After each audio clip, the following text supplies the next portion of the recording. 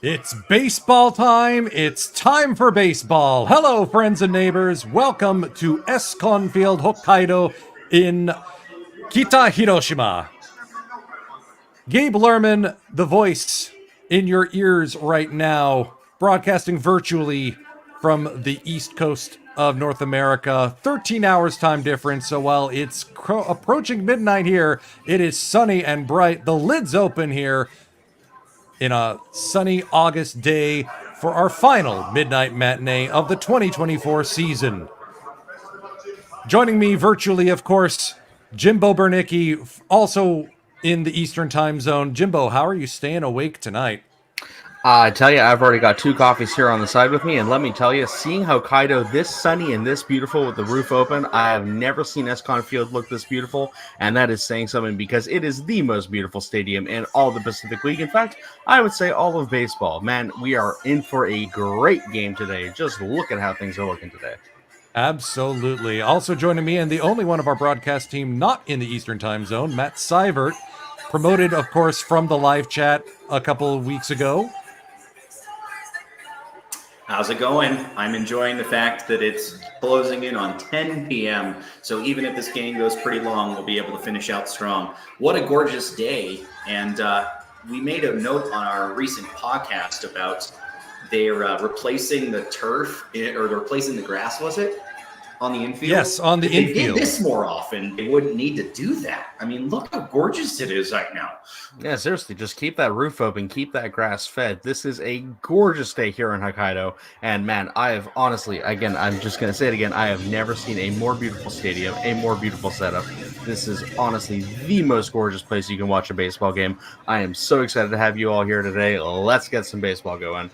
Absolutely. And yes, Gordo in the live chat, that is the former Met Tsuyoshi Shinjo. This is his third season as the big boss of the Hokkaido Nippon Ham Fighters, one of his former teams here in Japan. They are the home club, and this is their second season in the new ballpark. In fact, if you take a look on our channel, you'll note that we actually recorded the first ever win at Escon Field, Hokkaido, in our first midnight matinee back in 2023. It was only the second game ever at this ballpark, still had the new ballpark smell.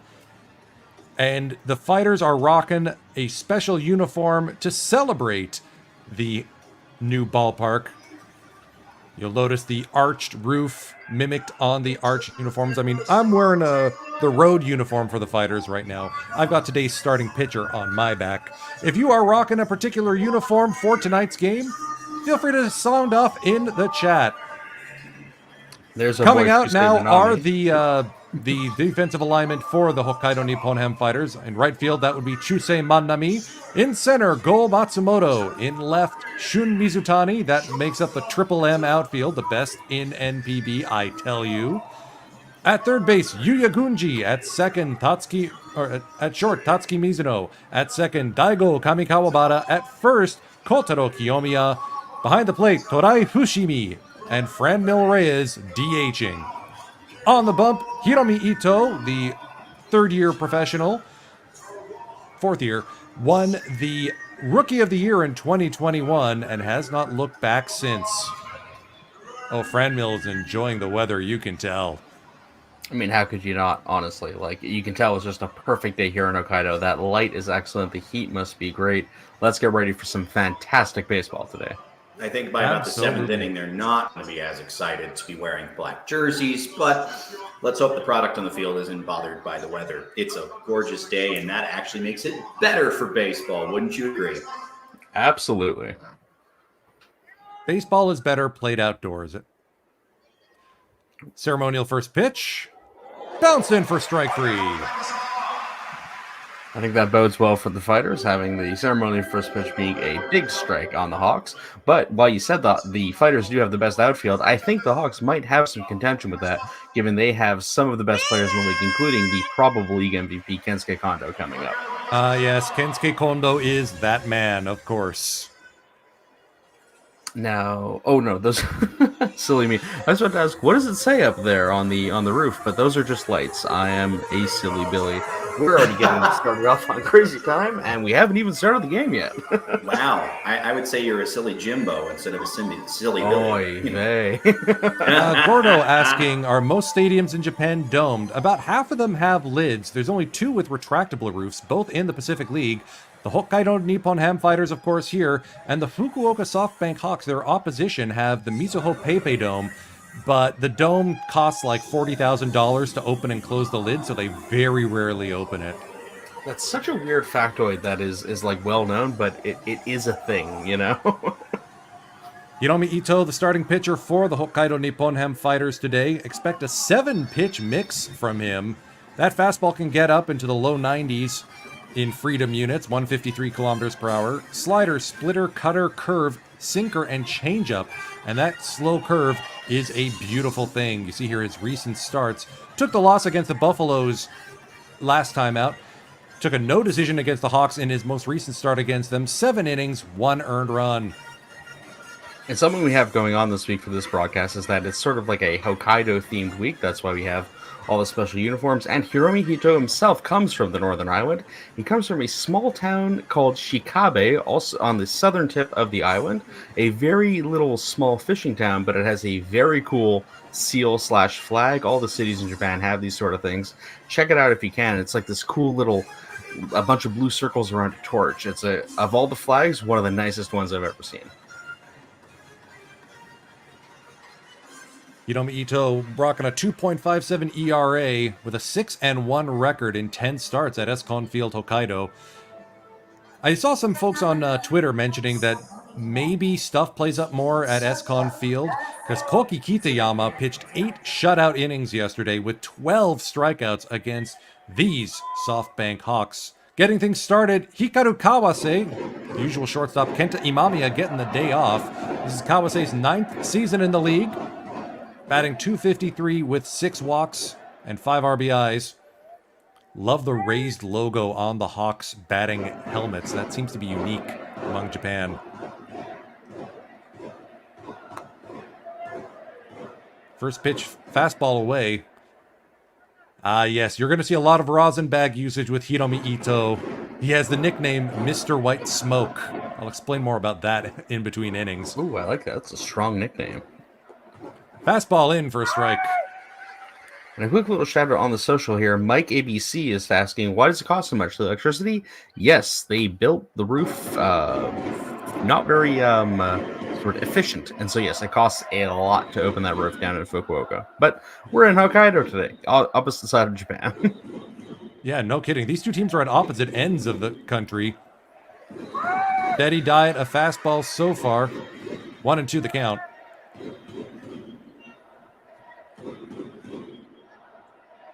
So Kawase is an interesting duck because he doesn't really have a set position on the diamond. He's sort of their super utility, or their third string super utility guy behind Taisei Makihara and Ukyo Shuto, who are also in this game.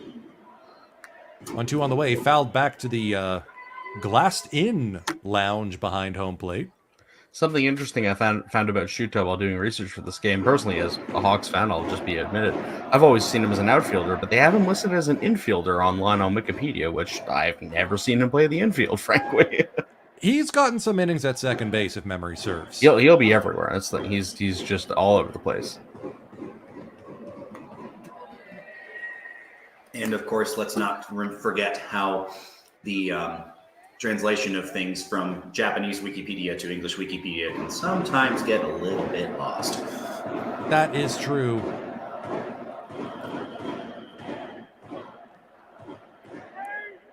Steady diet of fastballs so far for Ito. The slider and the splitter are his best pitches. Last season, batters only hit 192 off the 2 of them combined. 1-2 on the way. And another fan gets another souvenir off the bat of Hikaru Kawase. And Kevin Von Magnum asking, how does the PAL's playoff picture look? Right now, the Hawks are by far and away the leading team, and the Fighters are are at second place, just ahead of the Chiba Marines at third. This could legitimately be a preview of the league final series today. Well, that series would take place entirely at Mizuho Pepe Dome because top seed gets all the home games. 1-2 on the way from Ito. Chopped up the middle. Ito tries to reach for it. Mizuno on the run. Throw to first in time. And that's some good baseball there by Mizuno. Really good bringing it in on the infield there and flipping it over to first to get the first out of the first inning here in this fantastic game we got going on today.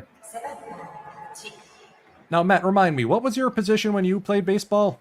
So the short answer is outfield, but I was actually all over the diamond. When I was on a youth league team, I literally played every position in multiple seasons in a row. So I was going to ask, playing those kind of hops as a pitcher or as a shortstop, how do you do it? What are you looking for? Well, I mean, typically speaking, you're trying to, react. Sometimes you have time. It depends on the speed of the hop, depends on the exit velocity of the ball. That one in particular was kind of a medium hop. Obviously, it was deflected a little bit by Ito's glove. So that made it probably a little bit different to spin, but otherwise, it was a reasonable speed.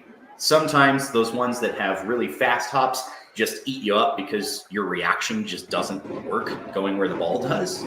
And if it's slow enough, obviously, unless it takes a really funny bounce, they're really easy to figure out. Fair point, fair point. Taisei Makihara deep in an 0-2 count already. Ito hangs and waits. The one knock against Hiromi Ito is that he does have an exceptionally long wind-up time. He's got that hesitation leg hold that a lot of major leaguers have adopted. Not quite a full Marcus Stroman, Johnny Cueto shuffle step, but he tries to do this to throw off opposing batters. Downside is, makes it easier to steal on. If you can get on base, that's a swing and a miss from Taisei Makihara. First K of the game for Hiromi Ito. And you see how we set that up by having a couple pitches go down the middle and off to the outside, and then following it up with a breaking ball or more of a changeup, maybe even down and in on the pitcher there, on the batter there, I should say. Big strikeout to start off the game. Here's a replay from a couple days ago. Ryoya Kurihara shooting one into the opposite field. I think that may have been yesterday's game. That was the lone run that the Fighters gave up. This is a rubber match of a 3-game set. After this, day off, and then the Eagles come to town for 2 games, and then the Fighters are back on the road. Kurihara, usually a dependable player at the best of times, but he's also having one of his best seasons right now so far, having 14 home runs so far. I'm batting about, what did I see there, 295, 285? Yeah, part of the murderer's row that is the Hawks' meat of the order, because you can't walk him because then you got to deal with Yamakawa, and you can't walk Yamakawa because then you got to deal with Kensuke Kondo, that man. Beautiful breaking pitch in there for strike 2. You see how that slider just falls off the table. A lot of horizontal movement too. Devastating. Dealing with Yamakawa with the bases empty would be nice. 1-2 on the way. Swing and a miss. Strike 3. Fastball in the dirt. 2 Ks so far for Kurihara, or for Ito. Starting things off just like how they ended from yesterday's game. Mizutani, Manami, and Gunji coming up for the Fighters. Get stuck in, folks. We're here for a good time. Speaking of Kensuke Kondo, it was this season that he finally hit a home run against his original team, the Fighters. And obviously, there are probably several players who have hit home runs against all 12 teams in NPB. But it got me thinking, how many parks? What's the largest number of different NPB fields that people have hit home runs in? And I very much wish that our stats guy, Mike Bealey, I might be oversimplifying here, but our stats guy Mike Bealey was here because he could probably chase down the rabbit hole and find that answer. But you wonder, has Kondo hit a home run in every single ballpark in NPB? Well, you have to keep in mind there's also the countryside ballparks and Hotomoto Field Kobe for the Buffaloes. There's a lot. There are a lot. They have those true road games, and I really love those true road games. Story for those of you who are, who aren't aware of my history in the live chat, that my first NPB game was a game between, actually, it might have been these 2 teams. But regardless, it was actually at a ballpark in Kumamoto where I lived for many years.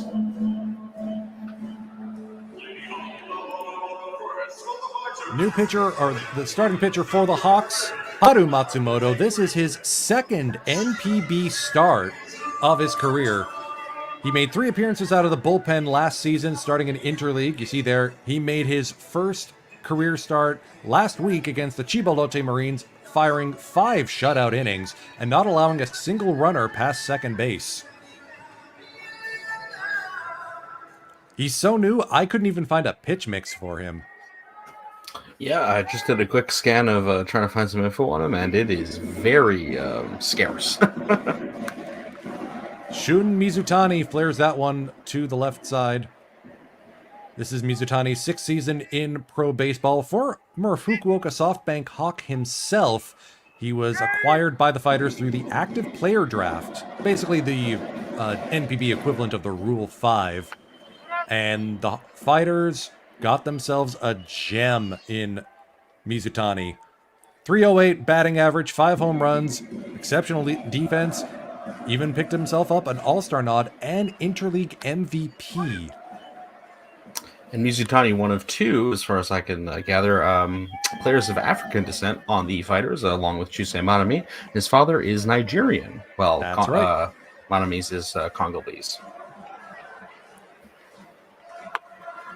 Fastball in for a strike. I already saw someone in the chat mentioning the home plate umpire Shirai's distinctive strike call. Somebody buy that man a throat lozenge. 2-2 on the way. Laced foul. Yamakawa gave it a look, but that's about it.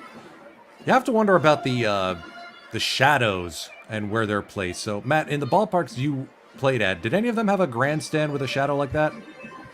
Keep in mind that my baseball career ended largely during high school, such that there weren't too many for grandstands. But having watched several MLB games with stadiums where the shadows play a major role, especially if your sun break is between the pitcher's mound and home plate, that can make things interesting. Yeah, I was going to say, just kind of looking at the way it breaks here, like I would imagine that being kind of a nightmare, the way it hits the shadows right before the plate. That must be kind of problematic. Because you have to pick it up in the light if you're going to hit it, right? Yeah, exactly. Yeah, you got no time. And so once it hits the shadows, it might throw it off. I just noticed some of those cheer towels have Shun Mizutani's middle name Jesse on them instead in katakana. Full count pitch on the way from Matsumoto. Laced into center field. That will be caught by Shuto. Not much gets past him. 1 away. And Mike is updating us here on the chat that Kensuke Kondo has a home run against every team, but not every stadium. He finished it this year against every team by getting a home run against Hanshin on June 15th. But again, he doesn't quite have them all against every stadium because, as we said, there are some of those parochial kind of countryside stadiums that they only play one game in or one series in every year. Well, and consider interleague structure too. I mean, every other year you're at a ballpark. You have to be good for a long time to hit it in every stadium. Chusei Manami with a big swing and miss for a fastball. His 6th season in the NPB, 16 home runs. He's in the home run chase. Also notable, 34 walks. He's working on his on-base skills. That was the one knock against him the last couple seasons. Fastball over for strike 2. Has sort of been one of the more social media stars I've seen. I've met even American baseball fans who've seen clips of him. It's become a bit of a viral sensation, even stateside, for how deadly his arm is. Maybe we might get to see it here today. Oh, I can't wait to call forward to next week's top 10 plays. Lined into left field, that will fall for a base hit. Yanagimachi will play it on a hop. Chusei Manami aboard with a single. That right there, just a very good, basic, simple set of hitting. Just keep it slow, keep it in, wait for the ball to come to you, and just drag it out to the side there. And he's got the platoon splits advantage. Matsumoto, the lefty.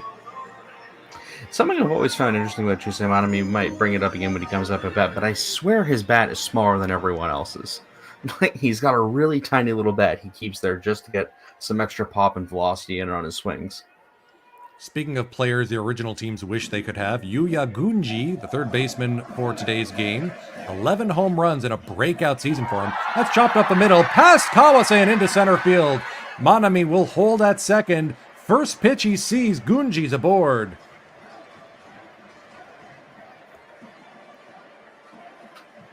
And that just seems almost like a bit of momentum swinging here, where he's just like, all right, we've already got a guy on base. Let's just take a swing here at a ball coming right down the middle, slaps it right back up the middle, and gets himself on base. I mean, if the first pitch you get is good, no harm in it. Go for it, yeah. I will argue, if that was Imamiya, that probably would have been a double play. Usually speaking, that the first pitch is generally the best pitch you'll see in an at-bat.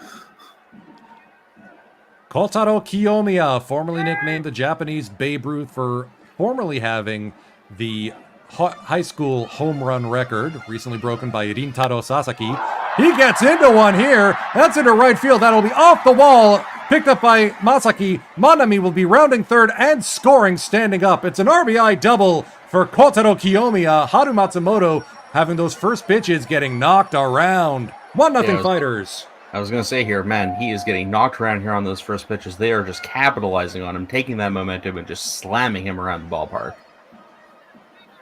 Well, guys got to give up runs at some point this season.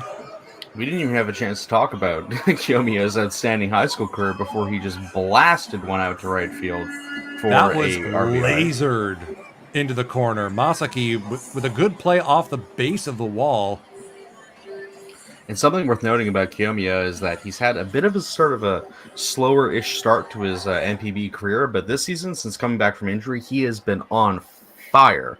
Like, he is raking in the runs lately.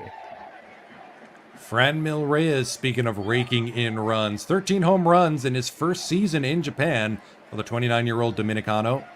Second and third, one out. Tries to pounce on the first ball, but that will be sent foul. And if you got that first ball off again, I'd say the Hawks might be in a bit of trouble as far as their pitcher goes. They might need to already start thinking about doing a substitution. Oh, I didn't realize Kiyomiya got a double there. Oh my goodness. Yeah. That exit velo was no joke. It was practically to the wall on the fly, so no surprise about extra bases. For the month of August, Reyes is batting .390 with 5 home runs. That's impressive. That's to say the least. Might say he's settling in. Too little, too late, I suppose, but settling in. I don't know about too little, too late. I mean, the Fighters are in second place. I mean, if he keeps that up, I don't want to say they'll beat the Hawks, but they could, you know? I mean, it is a 10.5 game gap. The magic number for the Hawks stands at 21 entering today's game. They'll beat them in the playoffs. 0-2 on the way. Fouled off, caught on the foul tip by Kai for the first out of the inning. Or second. Kai should add juggling to his list of talents. Oh, don't make me spit up my seriously, like, pops into his glove, it's so fast it bounces goodness. out. I mean, that's always been the knock on the Franimal. He has got a lot of swing and miss to his game. When he connects... 100 home runs in majors, though. When he connects, it's loud. Yeah, oh yeah, for sure. One of my favorite baseball names to say, Daigo Kamikawabata, the second baseman, up against Haru Matsumoto. Interesting to note that Japan doesn't really do the whole platooning thing, so we're going to see a lot of lefty-on-lefty action when the Fighters send guys up to the plate against Haru Matsumoto. And just, I'm way late on this, but just doing a quick survey of the chat, seeing Koyo Midamaki saying, Jesse, is he going to cook? I just got the reference. We're like 4 batters too late, but okay, I get it. Nah. Well done. We got to cook, Jesse. Also, just barely make out from the infield cheering section the Genghis Khan cheer song for the Fighters because it's a scoring chance. Yes, the German disco band. I'm sorry, what? I've never heard of that. That's okay, a thing. Look up Genghis Khan, spelled DSCHINGHIS Khan. That's because not German I'm does not I'm have a j sound, so they have to do DSCH. There's no way I'm remembering those letters. Genghis Khan. Of course, also named after the meat dish that they serve in Hokkaido. That's rolled through the right side for an RBI. Gunji will score. Here's the throw to the plate. Oh, It gets past Kai. 2 runs will score. Kami Kawabata with a pair of RBIs. Big Boss Shinjo likes this post. I'm going to try to be professional and not pretend I have an active rooting interest in this, but I'm not happy right now. for what it's worth, you've got our main play-by-play guy is the fighters representative on our weekly podcast, and you are our weekly Hawks representative. So, I mean, we can kind of get that out of the way. Yeah, I don't think it's any secret to where my allegiances lie. But hey, I mean, I've always thought, I always want the fighters to do well, just not against every team. Maybe. Right. Sometimes I like to say, I can find a game I want every team to win, unless they're playing my team. Yeah, basically, yeah. That'll put Kami Kawabata on second from the throw. 2 down here for Go Matsumoto. 2 seasons ago, he was the batting title winner. This season, moved over to center field from the corner outfields. And only batting .249, so a bit of a step back for the guy who used to be the table setter for this team. But with Mizutani stepping up, no need. Fly ball to left center field. Shuto on the run ends the top of the first, but not before the fighters put 3 on the board. Yamakawa, Kondo, Masaki going to get the Hawks back in it. Through 1, it's 3-0 fighters. And if we had my webcam on, you would have seen my face drop so hard when I thought Matsumoto just picked up a triple there. I was like, this can't be happening to me. Well, it definitely was a gapper. If Shuto wasn't out there, we'd be in trouble. Coming up next is the Hawks lineup, the deadliest lineup in the Pacific League. So let's see if they can equalize here.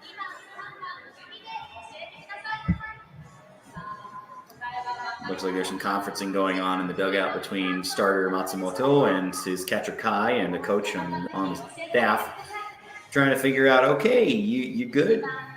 Settle in there. You know you can do it. All right, it's all right. It's okay, it's okay. So quick check-in on the chat here. We have Fitzpatrick's one who says he just got back from a minor league game. Just out of curiosity, Fitz, which minor league teams did you see play? Also, hello to Derek Lee watching from Hong Kong, getting a little Sunday afternoon action. Nice. That is definitely one of the newer geographical additions we've had to the team. We've been all over the world recently. It's great for the bonus baseball broadcast that Gabe and I got to do when Dallas Keuchel made his NPB debut. Oh, all over the place. It was wonderful, even on very short notice. It was great. And of course, as soon as we log off, then the Marines put 3 up. Yeah. That's how baseball works. I see somebody in the chat from Utah. An Eagles fan, too. That is near-ish me, Mountain Time. Well, maybe. Depends on where in Utah. Definitely closer to you than it is Gabe and I. Oh, of course. No, sure. There's no question. And Mike, who's chiming in our chat, is also from Eastern Time, by the way. An update from Mike in our chat, worth sharing, everybody. Matsumoto has already had Tommy John surgery. He's only 23 years old, and so he's coming back from that at some point in the process, and that probably explains the long layoff. Yeah, he got his Tommy John in his 3rd year of university before he was drafted by the Hawks. Change up in there against Yamakawa. Looks back at the up and says, you sure?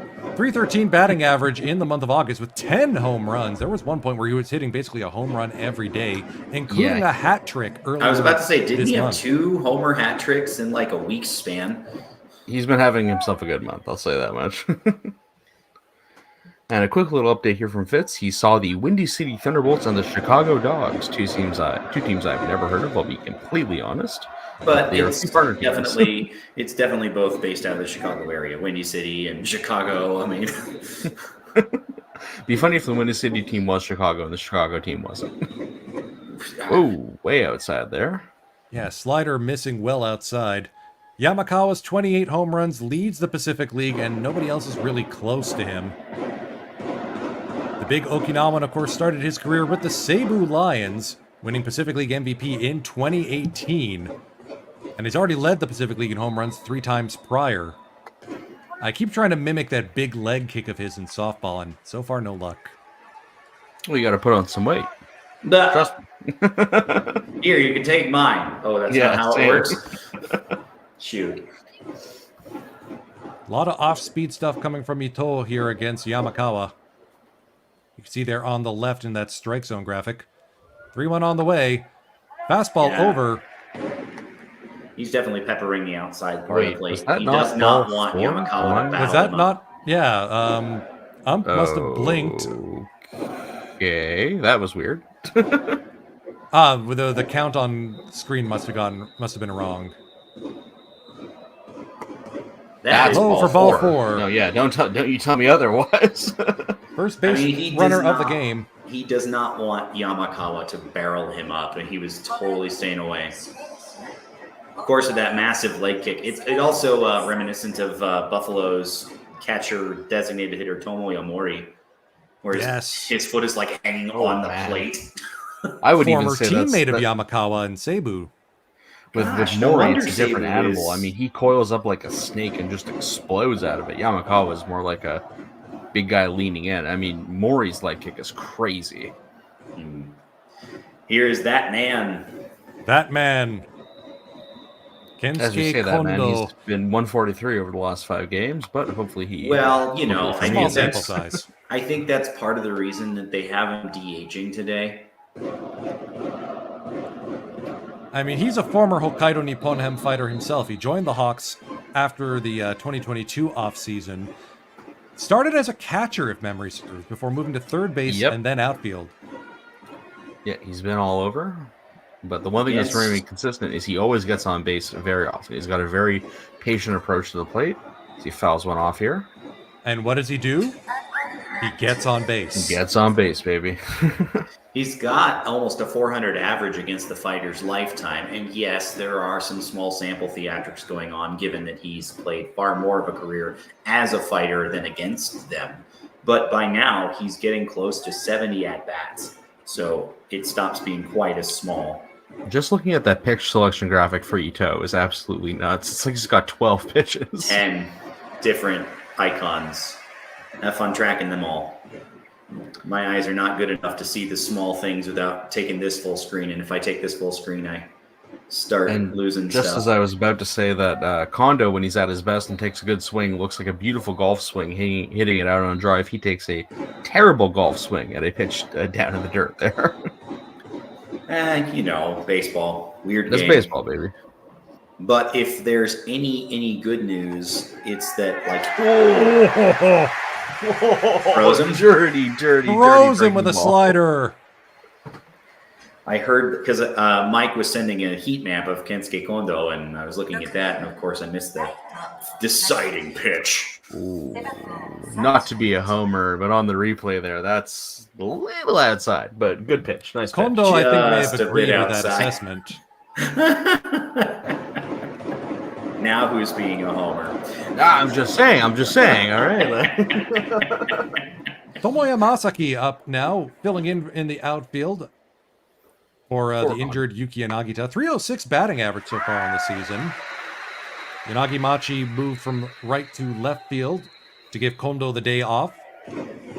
13 for 37 against the Fighters this season. So trying to play a little bit of platoon advantages. Masaki, of course, hit the extra innings go-ahead home run in the 10th 2 days ago to send the Hawks to a 6-5 win over these Fighters.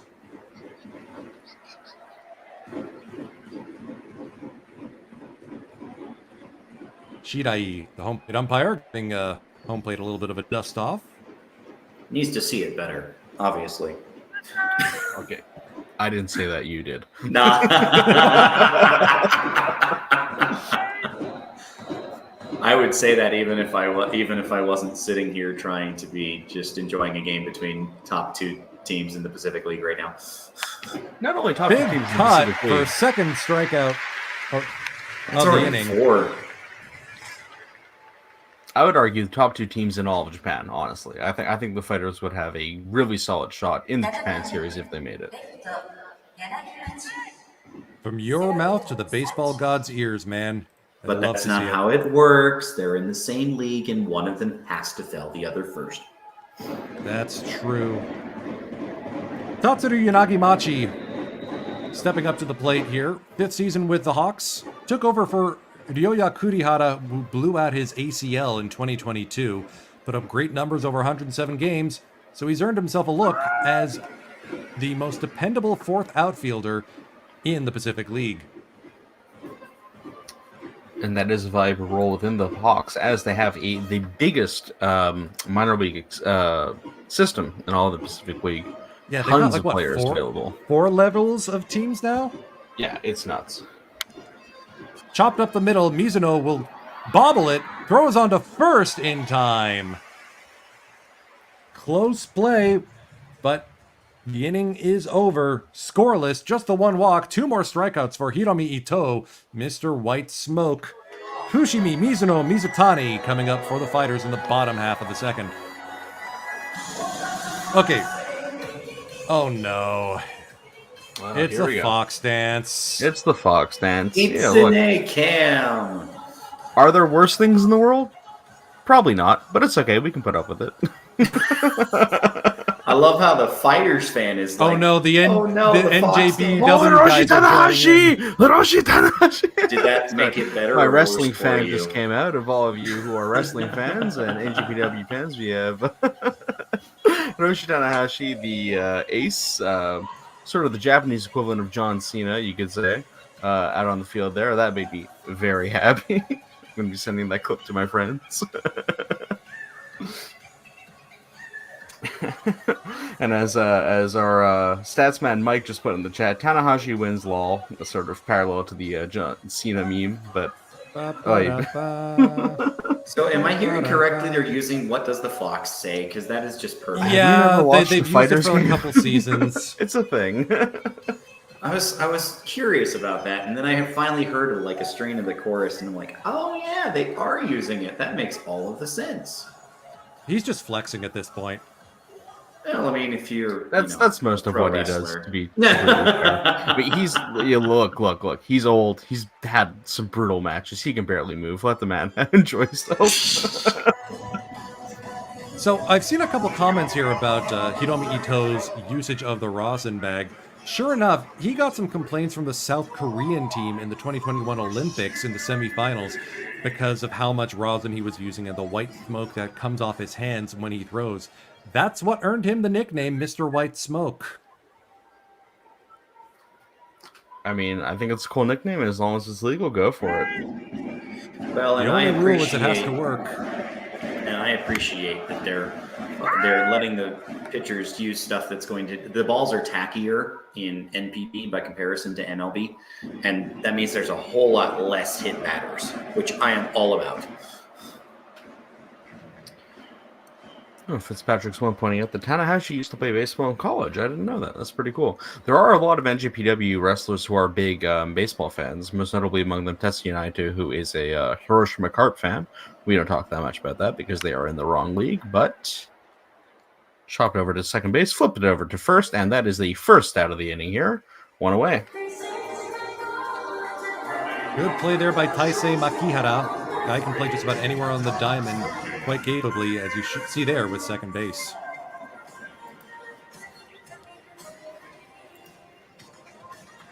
Look at that blue flag. You have to wonder if the wind's going to start playing a role here. Of course, I we did can't notice tell where earlier, that watching the wind pitcher is. stand at the beginning of the game with how much their jersey was blowing, that the wind does seem to be a little bit of a factor here. Tatsuki Mizuno takes strike one. Drafted in 2021 from JR Shikoku of the Industrial Leagues.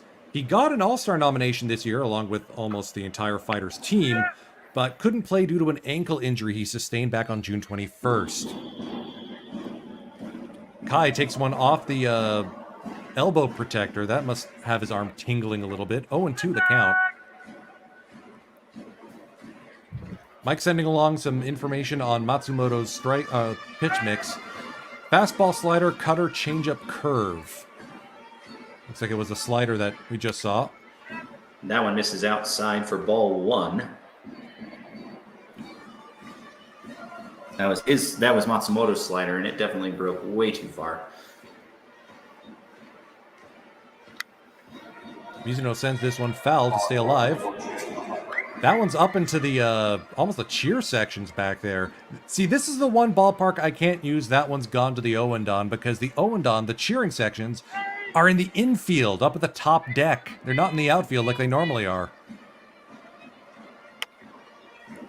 Fastball framed outside for ball 2. Takuya Kai trying to say, like, hey, you gave Ito that pitch. Why can't I get it? I wonder why they have the cheer sections up in the upper deck there. Mizuno sends this into the sunny part of Escon Field. Wow, that ball had places to be. I mean, if you're looking at the exit velocities on his foul balls, there was one time that the ribbon was showing he had an exit velo of 116 kilometers on one that fouled back. Matsumoto looks. 30th pitch of the game coming in. Swing and a miss. Strike 3. I think that's his first strikeout of the game. His second. Remember, he got Reyes on the foul tip. That's right. Oh, that's true, yeah. So 2 Ks in the game so far for Haru Matsumoto. He just kind of got ambushed a little bit in that first inning. You know what's interesting is watching that pitch from a commentary perspective. It looked like a changeup, but it ended up being a fastball up and high. And I always wondered if the batter got fooled by that too at the same time. Mizutani flew out to center first time up. Interesting looking curveball there, but high for ball 1. I don't get the sense that Mizutani's that big of a base stealer so far this season. I think he's got the skill set, just haven't had too many opportunities. Big cut over a breaking ball for strike 1.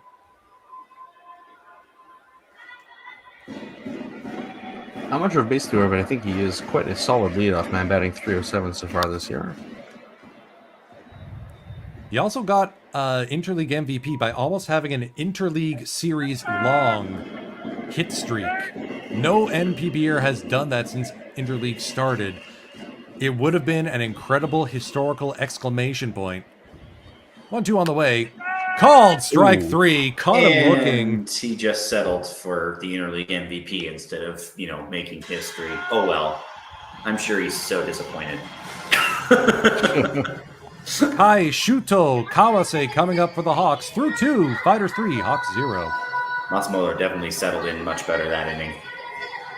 That was exactly what you need as a young starter. Absolutely.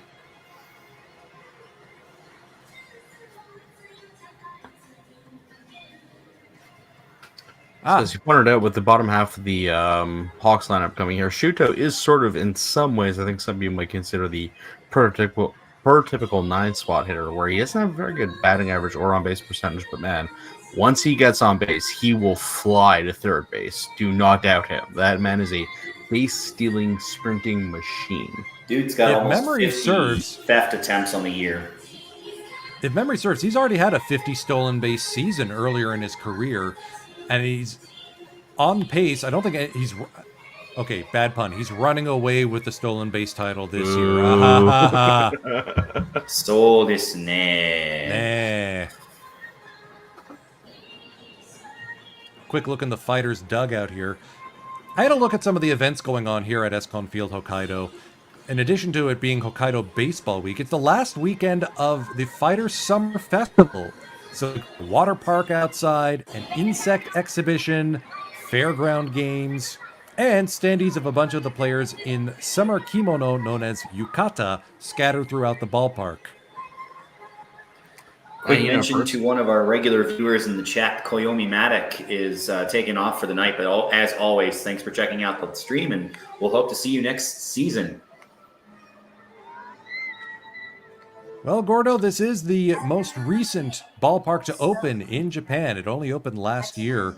Won't be the last, though. Both Tokyo clubs are expected to get new ballparks before the decade is out. And oh dear, I don't think they're used to the sunlight here. They're replacing Tokyo Dome. Yeah. I knew about Jingu, but Wait, wow. I'm sorry. What? Wait a minute. Yeah, that's what I'm saying. I don't want to talk too Okay. much about the Central League, but what did you just say? Yeah, so this has been rumbling around, but the former home of the Tsukiji Fish Market is going to become home to a new development, including a new baseball stadium with a lid for the Giants in the other league. Wow. Tsukiji closing down the fish market just to build a baseball stadium? Well, So the Japan. fish market's already closed. They've moved out to Toyosu a few years ago. Takayuki Kai, though, now at the plate. One of the best catchers in the Pacific League batting-wise, but also... Oh, Ito stabs this one beautifully. And yes, 1-3 in as your Mike scorecard. pointed out in the chat, they touched Jingu, we riot. That would be ideal, but I am afraid that we might need to riot, as far as I understand. 98 Yes, man we need to pointing out in riot. the chat. Yes, Escon Field Hokkaido was built or had the same architect as Globe Life Field in Texas, and I'd argue is what Globe Life Field should have looked like. I was Sorry, gonna Rangers say fans. earlier, I'm just saying. when I do head over to Japan eventually, as much as I do love the Hawks, Escon Field is sort of right up there on the top. And Hokkaido, places I really want to visit and check out when I do. So finally you should just decide. go while a Hawks game is happening. That's all it is. Yeah, Ooh, go hang out with the visitors. Good cross up. Yeah, I should do that. Taking a game from the hotel out in left field. Tower 11, so named for the jersey number of both Yu Darvish and Shohei Ohtani, the fighters' two most famous alumni, has an in-hotel onsen, a hot spring that you can watch the game from. You sure it's an in-hotel onsen? Because that uses natural water as opposed to just being indoors. Might be Sento then, I don't know. Yeah, that's it's what a I'm bath. thinking. That's what I'm thinking. It's the same though, probably. Look, I'll enjoy it either way. Okay, I don't really care about all right. True. That's true. So long as you aren't tatted up, you should be fine. Yeah, there you go. 0-2 on the way to Ukyo Shuto. Laced into Oh, left it's- field, that'll fall for a base hit. Mizutani will play it on the hop. And oh no, the base-stealing king of Japan is on base. As you say that, it looks like he's like, I'll take second right now. I'll go get it right now. Mizutani held onto the ball, and a half-second longer, he probably would have tried it. But for what it's worth, I mean, MLB lineup construction, Shuto's a really good number 9 hitter for MLB teams right now, because the consideration is, basically having like a second leadoff man to turn the order over.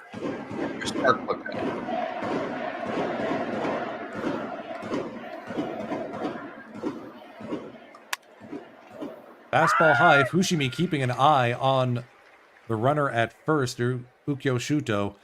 Shuto has 37 stolen bases so far this season in 99 games. He's closing in on 200 for his career. He should be hitting that possibly later this season. Laced into center field, that's over the head of the infield. Played by Matsumoto, runners at first and second. Shuto showing off his flexibility. Kawase with a single, and now the Hawks have something going here. 2 on, 1 out. I mean, he just wants to stretch his calves, make sure they're working so he can steal third. He's making me jealous. Ready I don't for have it. that flexibility. Nah. I think that goes away as we age. Yeah, it's Oh, interesting. I was God, actually that's just my about to old point out before that pitch that you would think, sort of given the having Shuto, a lot of the pitchers are going to be high to make it easier for the catcher to throw it over to second. Like a And pitch right out? there, he threw it up there, and the batter knew and hit it right. Well, and you also noticed that the infield was was in a little bit, especially the middle infielders. They were trying to go double play depth. So you wouldn't think throwing something high that he's likely to pop up makes sense as much as going for something lower that'd be more likely hit on the ground. Really dirty curveball to get in there for strike one. Taisei Makihara, well accomplished in his career. 3 rings with the Fukuoka SoftBank Hawks, plus a WBC title in Miami. He was the emergency replacement for Seiya Suzuki. See some people looking forward to the next WBC chat. I mean, the Premier 12 is coming up in November this year. Hit through the left gap. That's into left field. Mizutani's throw home will be in time. They got him at home. Shuto not fast enough to outrun Shun Mizutani. Well, and Shuto, of I love course, you, but the that was slide. a bad choice. Oh my Of course, goodness! it was a send from the third base coach. You trust his wheels with that kind of stolen base total. I mean, Problem Shuto was- scored from first on Munetaka Murakami's double in the WBC semifinal. He almost caught up to Otani. Hey, I mean, it's a double. You normally expect a double hit really well, and a fast runner on first base should score. But that was relatively shallow left field. I hate to be the kind of guy who plays the result. That was a poor decision. Well, that was a pretty egregious send. I mean, Mizutani was not very far out into left field, even if that's the thing, right? Morimoto likes this post.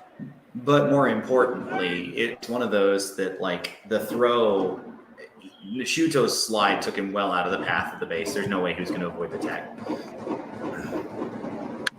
Kurihara skies this towards the backstop. Fushimi's going to give it a look, but that is going to end up in the expensive seats. They look surprisingly empty. What a gorgeous day to be there, and I wish I could be in those empty seats. Teleport me, Captain. In a heartbeat. Then I wouldn't have jet lag either. It really would be incredible if one day we could coordinate to do a live broadcast from Canadian in English. What my goodness. That would be. But that's many ages down the line. We'll figure it out. I was about to say, are we all we're all spending all of the money in our wallets to make that possible, right? Breaking ball inside for ball one. Kurihara's an interesting case. Gold medalist from the Olympics, 4 rings with the Hawks dynasty. Japan Series MVP in 2020, but missed almost all of 2022 with a torn meniscus and ACL in his left knee. And that same knee flared up again last year to cost him a good chunk of last season. Seeing him healthy and playing third base, it's a welcome sight. 1-1 on the way. Fouled out of play.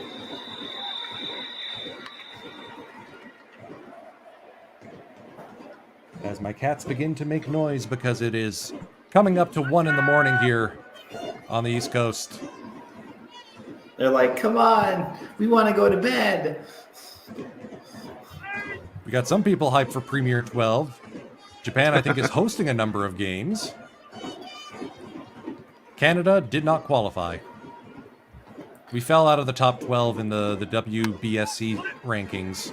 Yeah, Joey Votto's retirement just devastated everybody on the team. Was that not based on not making it out of the pool in WBC play last year? I think so.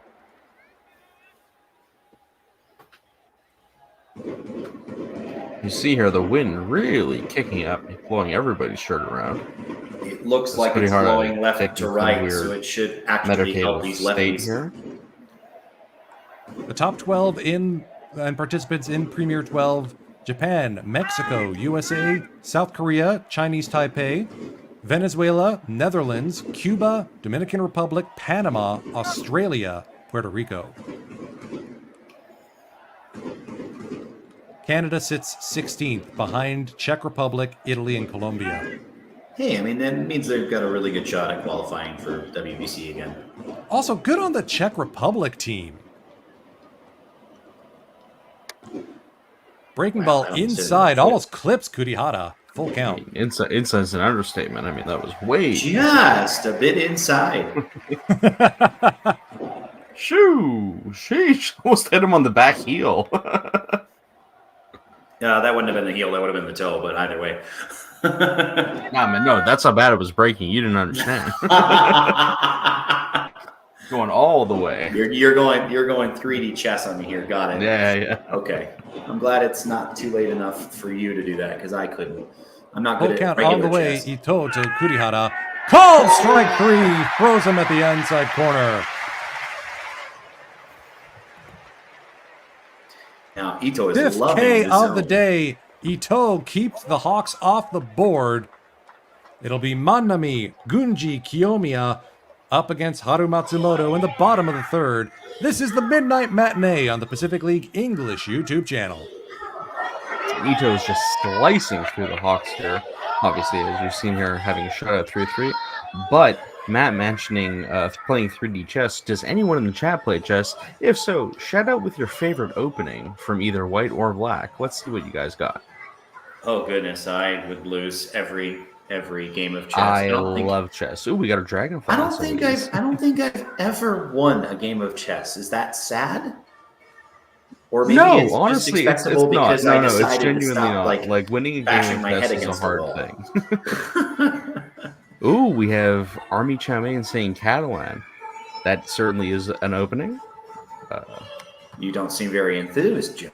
I mean, no. The Catalan is good. Sorry, I actually just had a brief moment where I confused the Catalan with the Caro Con, and I was going to criticize him. But no, the Catalan is good. Mike commenting in our chat, I play shogi. Does that count? Well, Almost. yeah, I mean, It almost it counts. almost does. Shogi is so much more complicated than chess. It's mind-boggling. Speaking I of mean, mind-boggling, chess can we just take a itself is moment to practically appreciate the Jumbotron design? That is a lot of information to parse. Yeah, seriously, actually. Honestly, everything about Escon Field is just Is- masterful. It's my favorite baseball field in the world. Is that the only over the Pepe. Jumbotron in the stadium? Because I'm not Nope, seeing there's one another on one. the There's a mirror right on the field other side. side. There is a mirror. Okay. Chusei Manami, the home run leader for the Fighters, although Lord knows Kiyomiya and Reyes are catching up to him. Yeah, the way 16 Kiyomiya home is runs on the breaking. season so far. Manami got things started with a leadoff with a one-out single back in the first. Curveball in for a strike. And you could tell Kiyomiya, Manami, sorry, really wanted to crank that. Like, if he had hindsight 2020, he would have hit that out of the stadium there. I love Manami's batting stance, how he looks right at the camera and then towards the pitcher like, here we go again. Check this out. Check this out. Time for the highlights. Hi, my name's Chusei Manami, and this is... I'm not going to finish that word. Hey, I'm Chusei Manami, and this is baseball. Boom. Too busy hitting. Hold on, I can't finish the sentence. Sent into the stands. Oh, there's the I like mirror. the bilingual warning, be alert for foul balls. That's a nice touch. Yeah, I mean, it'd be nice to expect that there are enough tourists to the area taking in a game of baseball on a day like today. It is pretty likely. Of course. I doubt it because the Fighters won't sell you tickets if your IP's in North America. Your IP? Internet protocol. Yeah, if you're trying to access Oh, your Fighters IP ticket website, address. No. So I for half a second I thought you were saying intellectual property, which is why I was very confused. You know what's weird is that I also got for. I didn't know. Ooh. Manami line right to Makihara. Oh my, good morning. Makihara Or with a maybe wake-up call good by himself. afternoon. Getting a little adrenaline rush as he catches that. Yeah, who needs coffee Light when you have a flashed screaming before his line drive? eyes. He got his hands inside that ball. That was super impressive. I mean, that ball, he should have been trying to pull it. Instead, he flips it out to second base.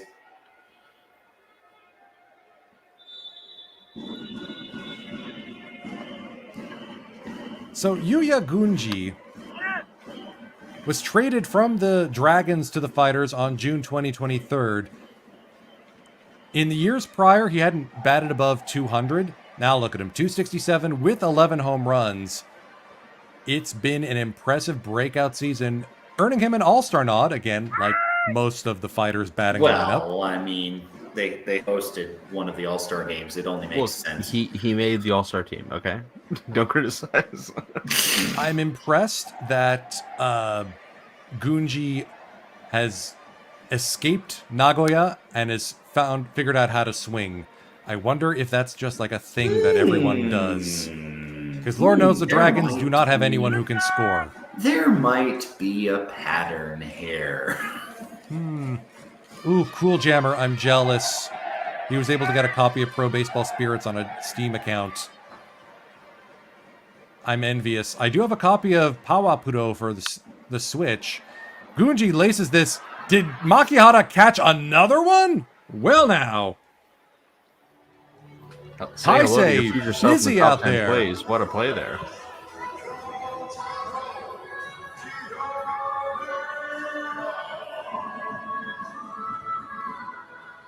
Let's check that out here on the replay. At the double he laced earlier. Yep. Oh, okay. We're going the other way on that. 7 teams bid for Kiyomiya services coming out of or going into the draft. Well, I mean, if with you the set fighters winning his rights. If he set the domestic high school home run record, I'm kind of surprised it was only 7. That's 7 is true. among the highest, actually. I did a bit of a data deep dive. That's like, there has only been I'm about... I'm aware it's a big number, but I am honestly amazed it wasn't at least a couple more, right? Yeah, High that is school fair. home run But then you also have to record consider breaker. hedging your bet. Hedging your bets is the... Whoa, my goodness. Hedging your bets. Bets. That's what the word is. The other way. Where everyone else is going to pick the other guy, so you might want to pick the second guy. Hetzing your That's bench. true. That's one of the things I love about the NPB draft, that you can zig when other teams zag. And possibly come out of there with a really good player. Curveball floated in. That's skied. That'll probably stay playable. That is Yanagimachi. Whoa, sliding grab by Tatsuru Yanagimachi to end the bottom of the third.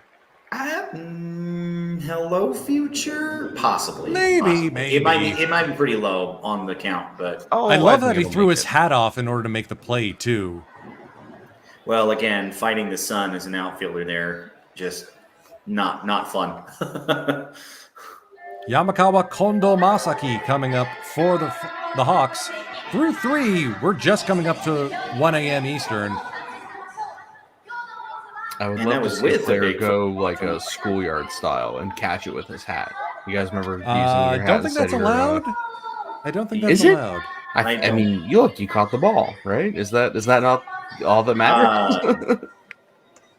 I don't believe active players can use their caps to catch a ball. That's silly. If you're in the bullpen, so like the Baltimore Orioles reliever Ciena Perez loves to like use his lid to catch home runs from his teammates. I had to bring this up. I put this in the game notes just because I found it hilarious. In this year's Calbee baseball card set, Hiromi Ito's card had a printing error.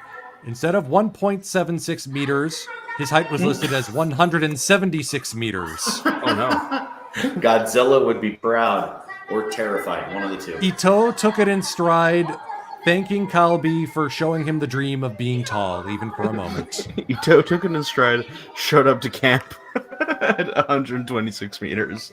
Tell me how the turf tastes, little man. Hey guys, I can't fit in the ballpark anymore. As I said, the food section. If you ever get to a game in Japan, the food will impress you. Edamame, fried chicken, ramen bowls, as you can see here. I was taking a look online for the Fighters Summerfest. There's some special dishes available right now. Hiromi Ito's offering is a long beef skewer. That's nice. Chusei Manami's got some of those famous long fries, extruded potato fries. Korai Fushimi's got a mango soda, and Go Matsumoto's got a candied fruit selection. Ryota Isobata, the speedster outfielder, just has edamame in a fighter's helmet. The majors have, like, soft serve in a batting helmet. Here, Japan, edamame. Gotta get those beans. Dim beans. There's that curveball we've seen from Hiromi Ito, ball 1. Hiromi Ito has that notorious slow curve, classified more as an ephus. One pitch in particular was clocked as slow as 53 kilometers an hour, like 30 miles an hour, basically. Big cut over a breaking ball, strike 2.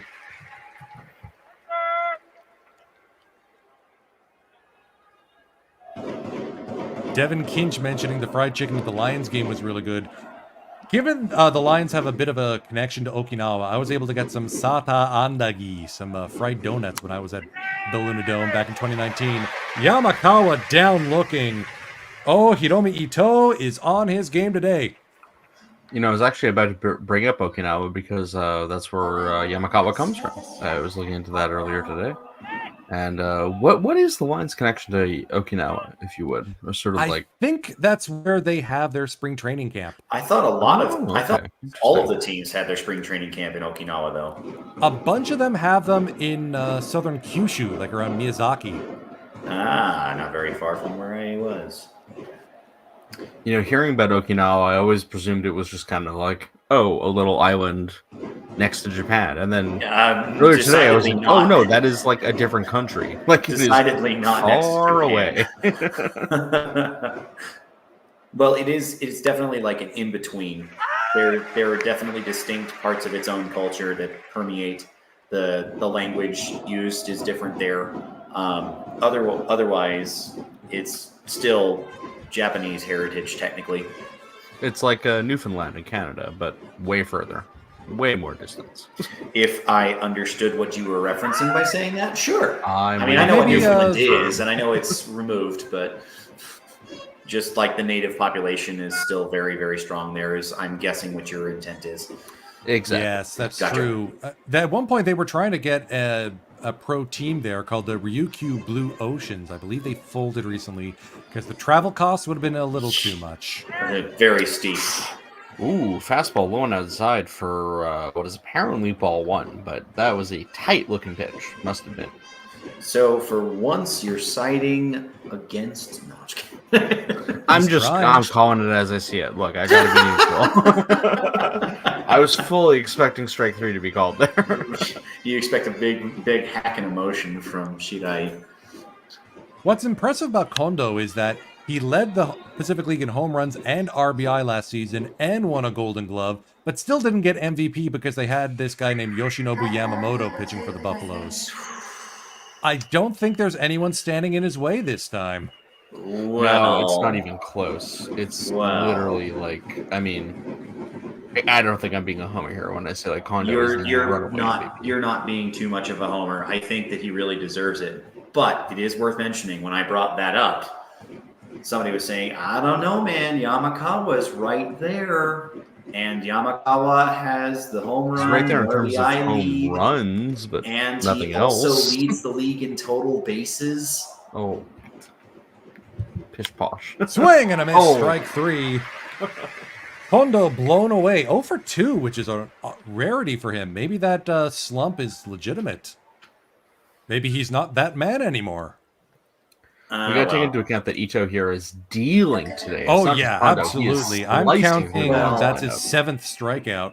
And keeping in mind, Sorry, too, it's a 7th strikeout through 4 innings. That's Keep- brutal. keeping in mind, too, that, Shirai's calling of the game empowers Ito to be his best self. Because if it's even, like, remotely close, there's a pretty good chance. Case in point. Speaking Tomoya of. Masaki looks at a curveball inside. Taken for strike one. 304 batting average on the season, though. Good work for I felt like it was Masaki over because of how deep NPB rosters can be, especially the Hawks organization. Getting enough play time is always tricky, so you really only have opportunities when there's injuries like Yuki Nagita. May he come back and continue his glorious career. Yeah, no, that first pitch definitely was a strike. I mean, yeah, it was a little inside, but it did hit the plate as the K zone shows there. 0-2 is outside, spoiling a slider. Well, hey, I mean, if you're going to go for it, you may as well go for a crazy out of the zone, see if they'll chase pitch. Yeah, you might as well. That's the just kind like, of yeah, pitch you want to that's- go fishing? I mean, And that's the kind of pitch that's going to get some swings, too. I mean, it starts in the zone and it just dives away. Funny you should mention fishing. That's what Ito likes to do during the off-season. Gee, it's like he's from Hokkaido. not just from Hokkaido, but from A small fishing town in that Hokkaido. small fishing town I brought up that I wish I could That's remember what the we name of. call a Matsumane. callback, Jimbo. Shikabe, I think you said it was. Yes. Oh, yes, that's true. Yeah, that's what it was. But man, no, honestly, again, anyone in the chat listening to this, go look up their crest, their flag. It's beautiful. Ooh. Fastball just misses. The one knock against Ito right now, pitch count. Up next will be pitch number 60 of the day, in part because the fighters have just been ambushing Haru Matsumoto's first pitches a bunch of times. Well, and something to remember too is that if you're racking up a lot of strikeouts, you have to pitch all 3 strikes, which That's might true. take well more than 3 pitches. Full count on the way. Ito with the hesitation. Laced foul. Gunji almost had a play on it, though. You see And just a there, quick note on the Matsumoto loosening up in social side, left field. Army Chow Mein Googled it and saw that. Remember earlier we were talking about if somebody caught with a hat, if it would be an out. Apparently not. It would be rewarded with 3 bases. So It's quite the kind of the opposite of an same. out, really. It's kind of the same thing about you can't actually throw your glove at a ball. There's That's an automatic award of multiple bases, if not like all 4, for throwing your glove at a ball. 150 on the radar gun from Hiromi Ito, so starting to pick up a little bit of steam again. He's all over the strike zone graphic there. My goodness. Now, whether it's a question of intentional pitch distribution or just kind of throwing wild, I would lean towards the former. He has been dealing with Fushimi's known as an excellent game caller and a good framer. He picked up that reputation from his time with the Buffaloes. Again, he led them to a Japan series back in 2022. Strike 3. Hiromi Ito's 8th strikeout of the game. K's the side. He is wheeling and dealing here in the beautiful sun in Kita, Hiroshima.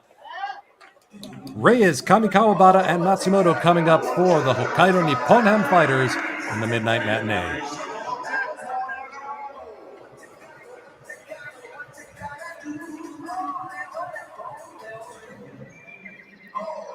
While we have a break in the action, we're reaching out to our colleague Mike Bealey for an out-of-town scoreboard update. There is one other game going on. The Oryx Buffaloes are hosting the Chiba Lotte Marines. Mike, what do you got for us?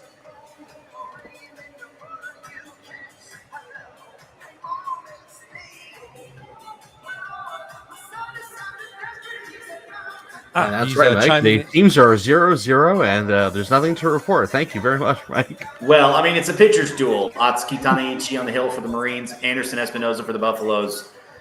And, yeah, 2 of the, 12 qualified pitchers in the Pacific League right now. So, yeah, and the Buffaloes have only scored 2 runs in the last 5 games, so throwing Taneichi up against them is unfair. Not. Oh, it's going to be unfair. No homerism here. It's going to be a rough podcast on Wednesday. That's all I'm going to say. That said, Espinoza has no strikeouts at all through 5 innings. Taneichi only has 3 to this point. Those of you who are enjoying the game and do want to keep up to date with the news that we have going on in MPB, check out the podcast. We upload it every week on this channel. We do a weekly podcast where we all kind of cover the teams, share our knowledge, and talk about what's going on in the Pacific League Baseball. Please do check it out because we have a lot of fun doing it, and we think you'll have a lot of fun listening to it. And also other Japanese baseball content too. Like I know we've made discussion about the Japan Breeze that are going to represent the country in the Caribbean series later this year. We chatted about Koshien. Yeah. Occasionally about the other league. Every so often, if they come up in factoids, we kind of have to. Speaking of factoids, we kind of have to. Yamakawa doesn't just lead the Pacific League. He leads all of NPB with that homer total so far this season. It's been a great year for the Hawks first baseman. Question from the chat from the 98 man. How do we get the games without the commentary? As Franmil Reyes puts a charge into this one, high and deep and off the back screen. The Franimal is loose. 14th home run of the season. Fighters lead 4-0. Now, Mike, why'd you have to go and jinx it by saying that Yamakawa's leading the home run? Hey, that's totally not going to change anything. He's not. That's now halfway to the total. Still, he cranked that. Franmil Reyes slapped that ball almost into another zip code with that. Absolute moonshot. Remember what I was saying earlier. When he connects, it's loud. Oh, yeah. For sure. This time makes sense. I swear it's the second Fighters game I've seen where he hits a home run in 2 games. Like, every time I watch a Fighters game, Franmil Reyes just hits an absolute laser beam out to the outfield. That was an absolute tank. Gee, many crickets. So, to answer the question, if you're a subscriber to Pacific League TV, you'll be able to watch every single Pacific League game live as they happen, as well as an archive going back a decade. And if you click the gear icon, you can change the commentary setting from Ari on to Nashi off. And then when it's off, you can just hear the stadium sounds. As far as that's how it works, right? You just hear the stadium That's sounds, no correct. commentary. And Or if that's you're located in North beautiful. America, WatchDingo.com also carries every Pacific League game without commentary, live as it happens, courtesy of our partnership with FTF Sports. 0-2 on the way, well outside with a breaking ball for ball one. Daigo Kamikawabata got to start with the game last season. More known for his defensive prowess. But he's displaced usual infielders like Kazunari Ishii and Takuya Nakashima, and is really impressed in doing so. One credit to Tsuyoshi Shinjo's leadership of the fighters. He's given the youngsters plenty of playing time. 2-2 on the way. Chopped foul. That's going to be right about at the shadow line.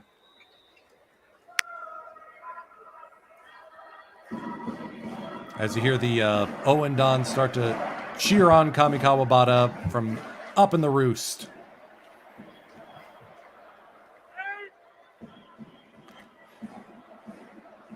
Haru Matsumoto, 54 pitches so far, looking for that first out here in the bottom of the fourth. Laced foul. I mean, Franmil Reyes did hit over 100 home runs over his seasons between the Padres, the Guardians, the Cubs, and the Royals.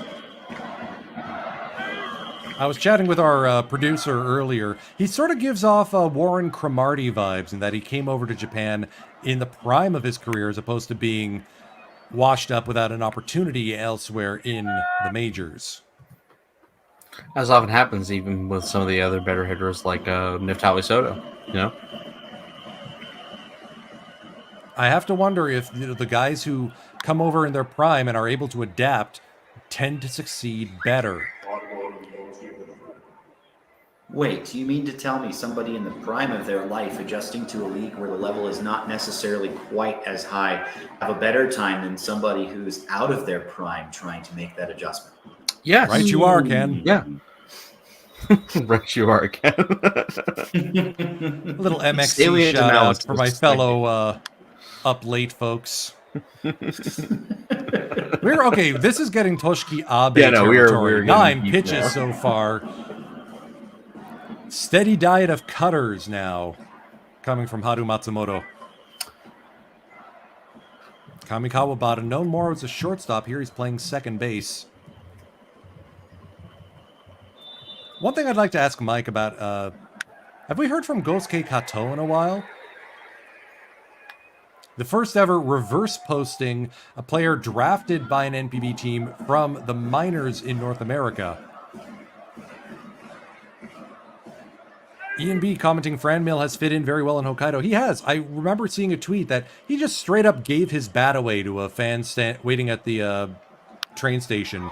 Kamikawabata up the middle and fair. He's aboard after an 11-pitch battle with Haru Matsumoto.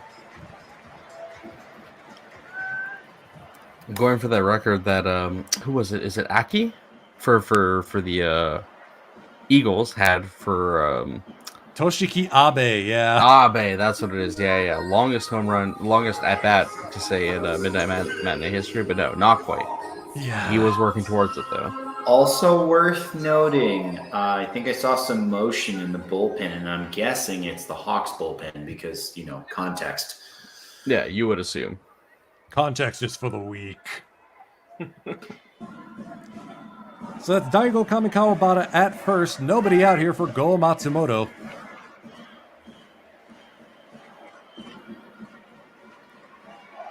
One of my favorite tidbits about Go is that he played on the 2006 Little League World Series team. They placed second. So he's had baseball in his blood for a long time. Matsumoto checking the runner. Breaking ball up and out of the way. follow-up from Mike about Gosuke Kato, who actually was born stateside, as I recall. He hasn't been on the top team all year. There are no stats registered, even on the farm, since May, so he might be injured. Close Oh, man. He's one of the guys I have merch of. I have a cheer towel to support Gosuke. Because he was a former Blue Jay. He actually got his major league break with the Bluebirds. Right, he initially came in with the Jays. And then wound up in the Mets organization. Now, is it Matsumoto on Matsumoto here? You are correct. There we go. I was going to say, one of the interesting things about Go Matsumoto as a batter, if you look carefully in his batting stance, he takes his hand off, his right hand, the more dominant hand, off the bat before he swings. And I almost wonder if that's more of sort of like a torque sort of strategy, in that he's going to try to like bring his hand into it as he swings. So take a look here. And it's coming off. There it is. And back on and outside. I think it's just kind of a twitch, like he's loosening his fingers, and then he lightly grabs the bat before he really grips it. Yeah, that's the thing, though. I feel like it's like a twitch thing to sort of get that one little extra microsecond of kind of oomph behind the swing there. We've got almost 100 people tuning in at 1:15. Thank you all for being a part of our broadcasts all season long, including our bonus baseball last week. If you missed it, the full archive live stream is up on the channel, even though Matt and I tap out after 7 innings. Including an unusual thing with regards to our commentary, that we actually let the Japanese commentary play the rest of the game, because obviously it wasn't over. But not only that, not only was last game up, all of our games are up, even including back to last season. You can always check it out all on the YouTube channel, and it's all available for free for you. So please subscribe, like this video if you're watching this after the fact, and thanks so much for checking out our broadcast. We are doing our level best to see if we can get one more in. Trust me, your chats to our producers' ears. We'd love to do it, but we would love to schedule do a playoff is what the game. schedule Get in there. We would love to do a playoff game. Climax Series is available on Pacific League TV, so you will be able to watch if you are a subscriber. Those would be morning games in Eastern Zone, though, so I think Jimbo and Mike, that's your opportunity to bring back baseball for breakfast. Baseball for breakfast! I would not. I got so excited. I am such a night owl.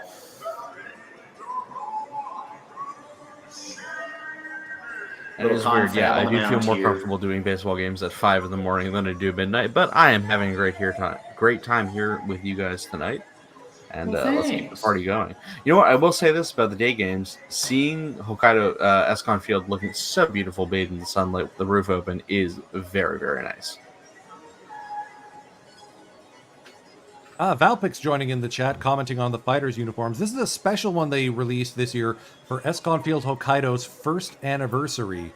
I think it's a great-looking third uniform. I know black tends to be overplayed. See the drawn-in infield as Fushimi squaring to bunt. This is Japan, after all. But I do like that Japanese teams get to be a little more adventurous with their extra jerseys. Not quite the same massive collars that they had last year, but it's a good look. Oh, you mean the best uniform ever in human history? I don't care. I think Takuya Kai caught that off the leg. That was not a protected part of his body. Shinjo laughs at him, it seems. Let's see what we got going on here. Ooh, right off the meaty part of the thigh. Proper Charlie horse with the baseball there. Yikes. Quick question from Peter Wachowski. Does NPB have foreign player limits like KBO? Yes. There are a maximum of 4 foreign players on a 70-man roster. You can have as many as you want in the minors, but only 4 on the top club. And one thing to point out here with Fushimi, he's also another Hokkaido native, coming from the city of Chitose, just north of Sapporo, and it's the closest international airport to Sapporo. And they have this, if you can look it up, this adorable little mascot called Tamaran, who's this little egg guy with like a airplane wings because of the way the city relies on the aerospace industry and also egg production. And it's the cutest thing you'll ever see, honestly. There are a lot of image characters all over Japan that are And quite I nice. love it. Yeah, it's wonderful. I do like. I admit I have a soft spot for Fushimi. He was a part of the Buffaloes for that postseason run. Swings and misses on this one, unable to advance the runners. So much for bunting. Yeah. And he's known as a top-tier pitch framer. He helps, working with Yamamoto, Shunpeita Yamashita, Hiroya Miyagi, really building that repertoire Did he and that work with reputation. Shunpeita though? Because isn't Shunpeita only like in his second year? Right, my bad. Good call. Shunpeita was last season. And That was Kenya we have Wakatsuki a doing the work. little break here. Cool Jammer is asking which team had the manager who rode in on the hoverboard. That would be Big Boss Shinjo. You are here for the right place. So Matsumoto's day is done. Doesn't even make it through the fourth inning, looks like. Yep.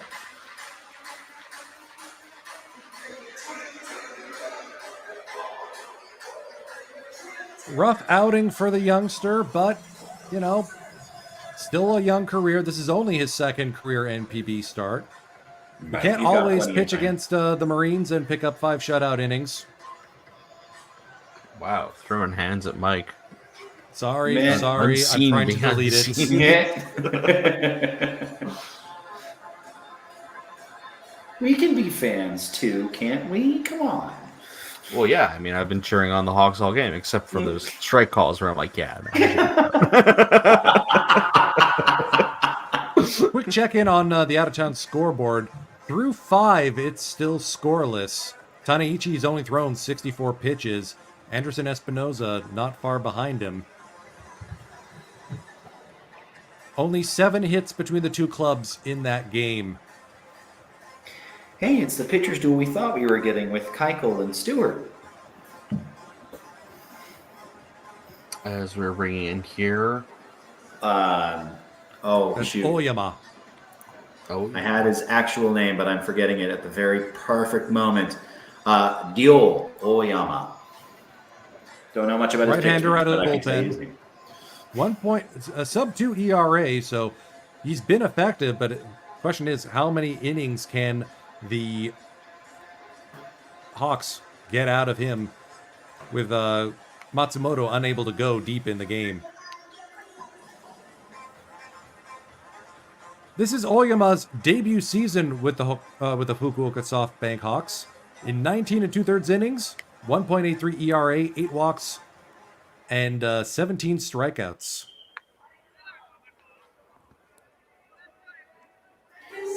Good note from Chris, our buddy Mike in the chat about Takuya Kai. That hit in the leg.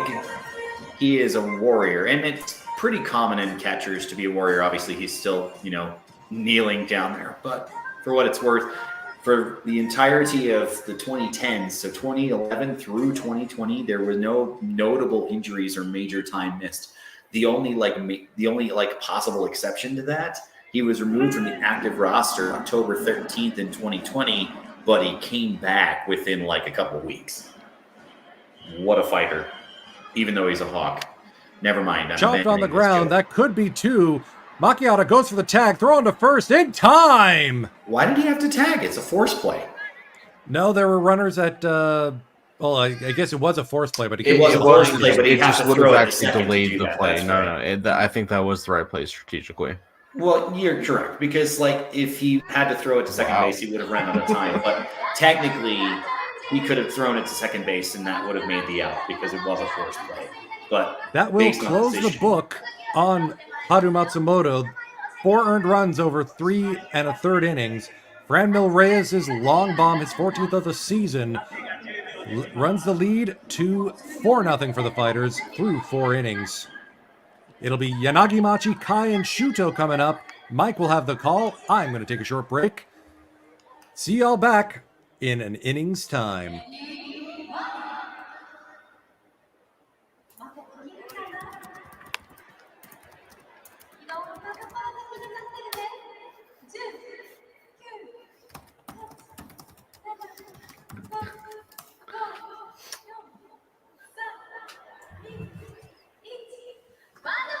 All right. Yes, Well, Matt and I. Yeah. I'll forgive Gabe for the slip of the tongue. It's assuming I'm Mike Bealey.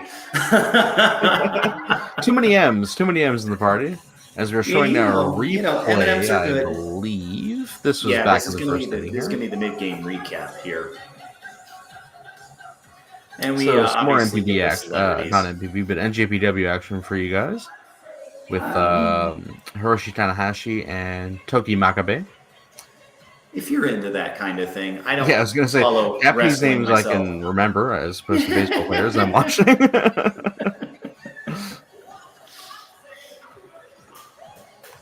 But I mean, so far it's been a banner day for the fighters. They came out like gangbusters in the first inning, and they've not, given up much of anything since.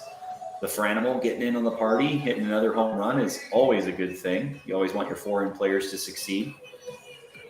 Yeah, that is definitely a main thing to look forward to. And are we? This is still the. Oh no, we are coming right back around to the top of the fifth inning here. And here's Ito starting with a pitch that hits the inside part of the plate, called strike one on Yanagi Machi. He grounded out to short his first time up today.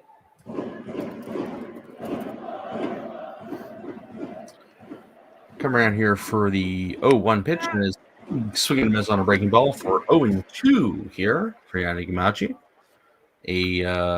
Judging here by the pitch count, I mean, again, he's got so many. That does look like a breaking ball down and in to bring it to strike two for Ito. And we're coming around. Small enough that it doesn't work with my eyes until I go full screen. That is my goodness! What play by the shortstop, flipping it over to first base for the first out of the inning. That's probably the best play we've seen from Mizuno all game. Yeah, absolutely. That was a hot shot up the ready middle. for that. Yeah, right up the middle, snagged that, and then flipped it over to first base. Let's check it out on the replay here. Fastball coming in. I mean, I would have bet money on that being a hit, but he was ready for that on the shift. Good diving play. Flip that right over for the first out of the inning. We got a couple of shortstops in the PL who could probably do that. I'm thinking. Oh my goodness! I mean, the Pacific League is rife with shortstops. Every team has a. And here's the Kai Cannon to the plate. Must not be too hurt by that inside for ball number one. Takiya Kai, just a bit inside.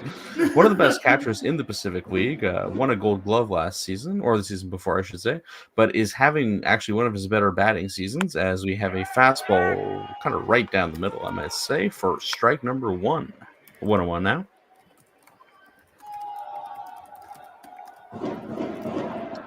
As Ito is now up to 67 pitches here in the top of the fifth inning. Still kind of laboring a little bit, but he has been shutting down the Hawks. Oh, that was a ball. My goodness, I would have called that a strike.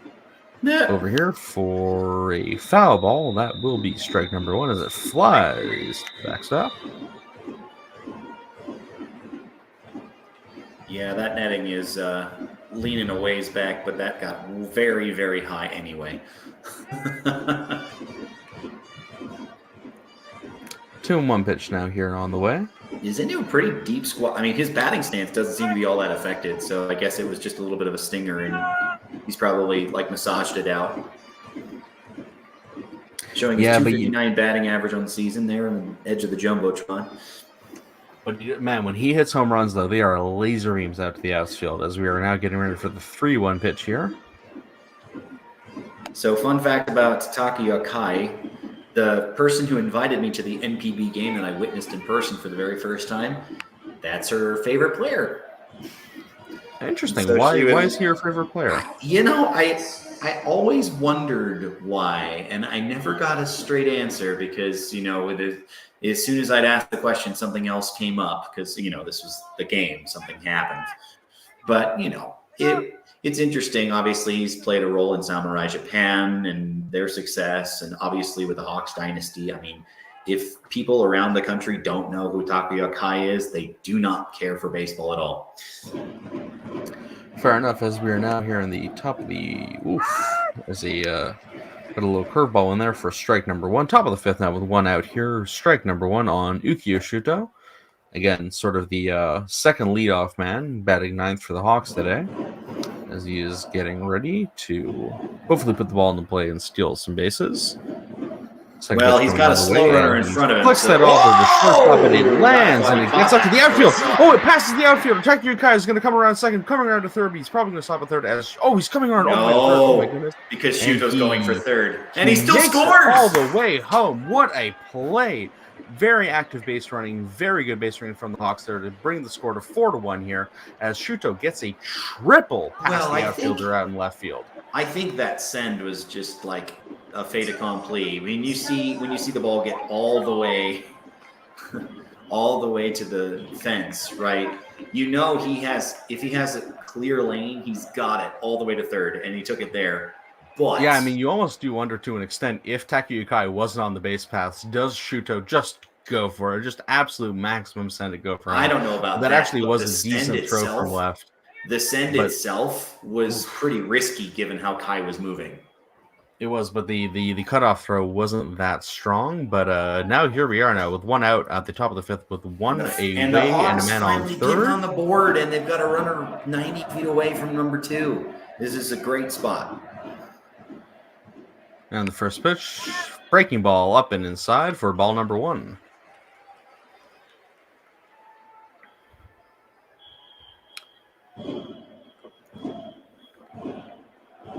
And we're getting ready here for the second pitch of the at-bat as Ito is at his 73rd at-bat with 1-0 pitch coming on the way as a fastball down and inside for strike number 1. 1-1 count.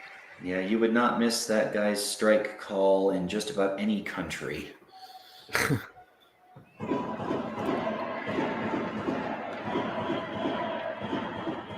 And you can see here the third baseman not even thinking about third base, just going to let Shuto take as much of the lead as he wants. The pitch is on the way. Big swing and a miss for strike number 2. Well, I mean, as long as the ball hasn't dropped anywhere, Shuto has no way of scoring. So. Yeah, but I mean, you put a ball into play, Shuto is probably getting home. He is going to take that lead, and he is going to try to get it. The best play here is just to try to get the man out at first. 1-2 delivery on the way here. As Ito deals. And he puts the ball into play and is hit, and it lands fair just in center field outside of Go Matsumoto's range. And Shuto comes home as the batter will round over his way to second base, I would imagine. Forget that. That's a second triple. Kawase makes a third. This is now a game. We are much closer now here in the top of the fifth inning as we are 4-2 Fighters over the Hawks, but the Hawks are mounting their comeback. And notice the vibrant Hawks cheering section, all of those gold jerseys. But I mean, you said it, Jimbo. You put the ball in play, he's scoring anyway. It just happened to be a gapper and another triple. It's a gapper right over Matsumoto's head, and like Matsumoto's clearly didn't seem ready for that. As Kawase rounds the bases over to third base. I do wonder what kind of M&M that was, because it fell right between Matsumoto and Manami. So to say, there's Yuki Shuto enjoying himself. And Ito now looking just not even perturbed. He's cool as a cucumber. He's still got a 2-run lead. Man on third, top of the fifth inning here with 1 away.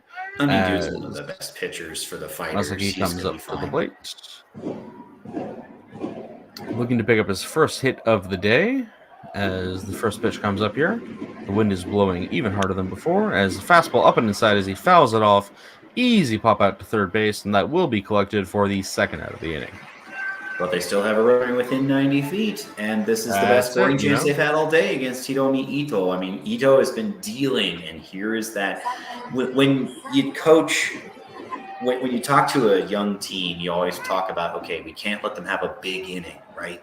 So the big inning happened at the the bottom of the first for the Fighters, and here's that big inning. They don't want this to happen, but we'll see if they can stop the bleeding here. There are already 2 outs after all. As third baseman Ryota Kurihara comes up to the plate, batting .264 on the season. And let's see if he can drive the run home. He has been very clutch this season for the Hawks. Let's see here, the 0 pitch on the way. And that's a breaking ball down and outside for strike number 1. I think that's called he wanted to tie the game with a single swing. That is exactly what happened there. That man was swinging for the fences and he missed that changeup down and outside. You are absolutely correct. It was like let me show people what I got here. Swing. I've already had a The breakout delivery here. Let's all go the ahead and way, tie this it's- up. Oh my Wild goodness! pitch! Wild pitch, bounce outside, and the runner will score. That brings the score to 4-3 for the Fighters over the Hawks. But now we have ourselves much more of a game. We are within one I was run. about to As say, Kurihara this is still at has bat. become a ball game now. Look Yeah, at that. out of nowhere. We went from 4-0 to 4-3 in the span of, my goodness, couldn't have even been 3 minutes. Gabe hasn't even gotten back yet from his break. That's okay. He deserves it. Gives you a chance to Deserves it. call.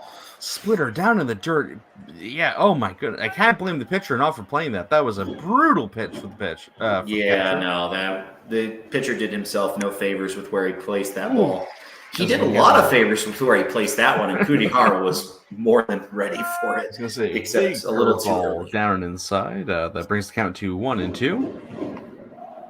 I do like that Fighters hat. That is a stylish green. I mean, everything the with Fighters the do is teal very brim. stylish. 1-2 pitch on the way. Fastball, big swing and a miss for strikeout number. What are we on here today? I think For that was 8 from Chicago? 8. Yeah. Yeah. That is a very, very important job to stop the bleeding there. But Absolutely. as far as it goes, that's number 9. Thank you, Mike, for correcting us. Wink, Oh wink. my goodness. As we come down here to the bottom of the 9th inning, or the 5th inning. Wow. Okay, I was saying way ahead of myself there. Yeah, I saw the number 9. I jumped ahead of myself.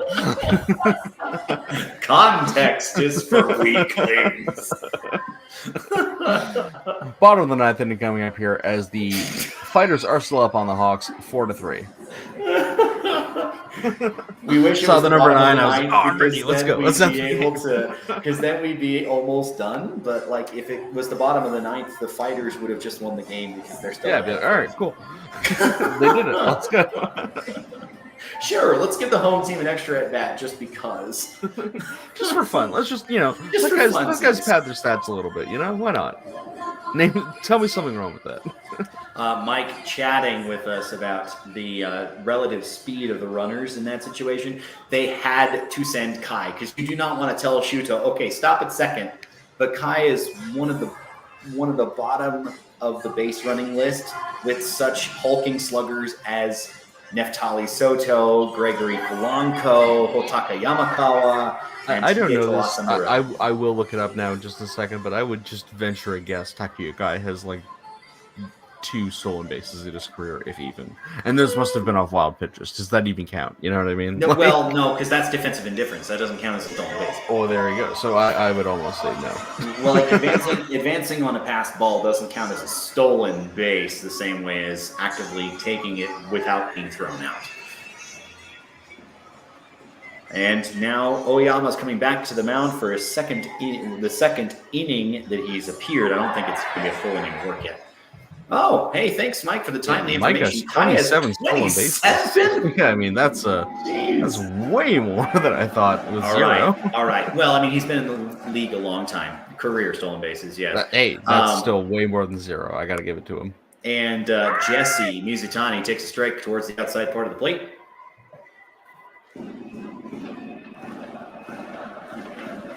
Comes set with the 0-1 offering. And, I have this fun thing about bowling, Jimbo. Rule number 1, never throw a ball in the same place twice. Yeah, that was basically, looked like it was supposed to be a ball in the same place twice. And then it broke. Yeah, though. Hey, I'm a bowling fanatic too. We'll lead up to that. I don't know about a fanatic. I do enjoy a good bowl every now and then. As the 0-2 delivery is on the way. Swing and a miss. And Oyama Oh picks up his first strikeout of his appearance. Unless he struck out the last batter in the bottom of the 4th, I can't. Now that I'm thinking about it, maybe he did, and maybe I'm misspeaking here. Gabe will correct the record when he gets back from his break. But still, that was like a Roki Sasaki tier forkball there. That was an absolute belter he just gave him. And now Second he batter gets to coming up here, face Manami, the star, the social media darling of the Fighters, who stares at strike 1. That Nice similarly breaking ball was on one the of those outside ankle corner. breaker curveballs. It just kind of settled. It's like, oh, nope, this is not going to be. Oh, okay, it was wonderful. comes the 0-1 pitch from Oyama. That one's outside, and even Shirai won't call that a strike.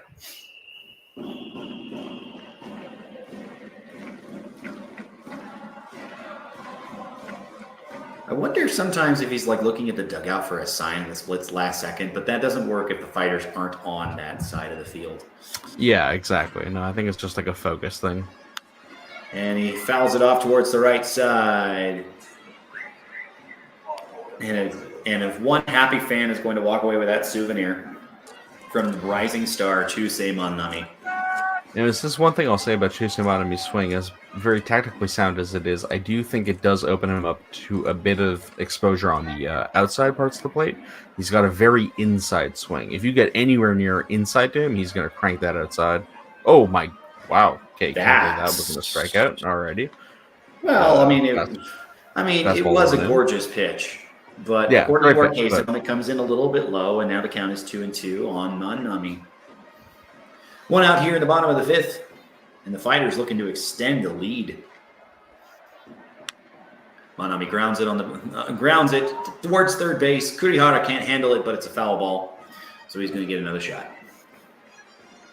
Giving him another shot is probably not what SoftBank would like to do in this situation, but it's not like Kurihara had a handle on that at ground ball anyway. So, yeah, well chopped foul ball there. Didn't really have a shot at it.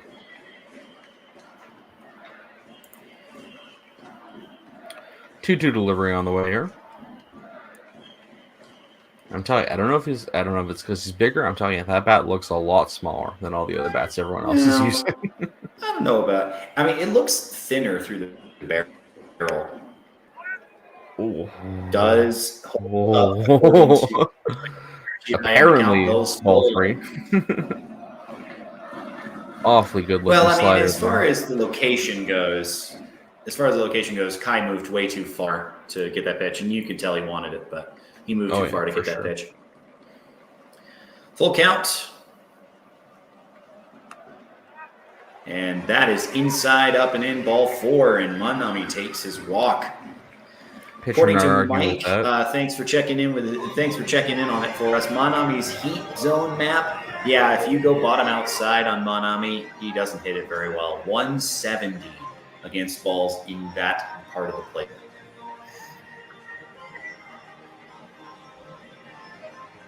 Brings up, I think that should bring up former high school phenom Kotaro Kiyomiya to the plate. Oh no, it will not. No, it's not. He is up next after this. Yeah. That would be Yuya Gunji again.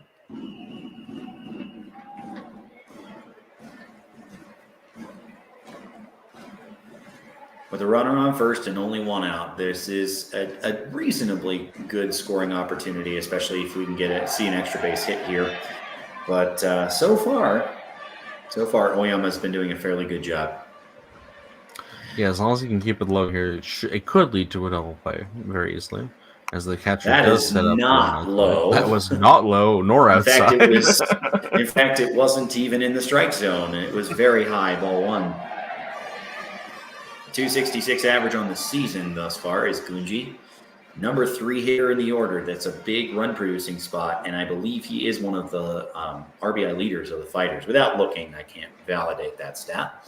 That sounds good enough to me. I'll take it. Yeah. Lineup construction 101. Ooh, that was a beautiful pitch. Gunji offered, but he didn't commit to the offering. Yeah, breaking ball right down the middle there. You saw he thought about it, but pulled out at the last second erroneously. Brings us to 101. Well, I mean, it's almost like, on the one hand, you'd rather he check his swing than, like, be foolish and not check it. But that was a good pitch. He should have just committed to the swing anyway. Yeah, exactly. And here's the 1-1 coming up shortly. I see so many players in Japan with the bat waggle like that, and that is fouled off to the right side. Jimbo, pop quiz for you. What does it mean when they're fouling it to the opposite field as far as their timing? They're hitting it too late. Yes, I think. Yes. I was like, when I was doing some quick mental math with myself. Yes, they're usually behind the pitch if they're hitting it to the opposite field. If they're behind, Because I thought it was typically, gonna- typically, you're correct. They're a little late because typically for pitches on the outside, and that is a ring up from Shibai and another strikeout for Oyama, his second of the inning. But consider if you're timed correctly, you're going to hit the ball back up completely up the middle. But on an outside pitch, they say, hey, if you hold up your swing, you wait until it gets deeper and you can do more damage. You flare it to the opposite field versus a pitch on the inner portion of the plate. If you get ahead of the ball, you pull it. So good job. You did luck into the right answer. That's right. I know baseball. I've seen baseball. 2 outs before, in the bottom okay? of the fifth. Manami's still on first base. Here is Kiyomiya. Oh, and now Mike's poking fun at both of us in the chat. Thank you, Mike, for helping us keep humble here. As Kiyomiya takes a huge swing and a miss on a breaking ball down in the dirt. And there's an 0-1 start for Kiyomiya. He's not been having the greatest game since that ringing double he had earlier. He's been kind of quiet since then. Even on the field, pointing out too. that Gabe is probably going to re-enter this commentary like Donald Glover seeing the apartment burning down. In Community. Like, that's about right. If my best friend were listening to our call right now, he would be very proud that I remembered that reference because he showed me that scene in that episode in full. But I don't otherwise watch Community. Yeah, Great me show, neither. I will reference one quick thing for it once we get to the end of this pitch. All right, 1-1. Here comes the pitch from Oyama, and that is called a ball outside. If He you're was ever also curious pretty as to low. what I look like, look up Jack Black in Community. Not only do I look like that, but back when Community came out at the time, I was in college and I wore that exact outfit. I swear to God, Okay, I was the it exact was it outfit. Community College though? Yeah. Oh, Plaid, even blue better. plaid leather, blue plaid shirt, yellow shirt underneath. It was insane. Oh goodness. Was it Community College though? 2-1 pitch coming up here, and it is Kiyomiya slaps it out to right field. All right.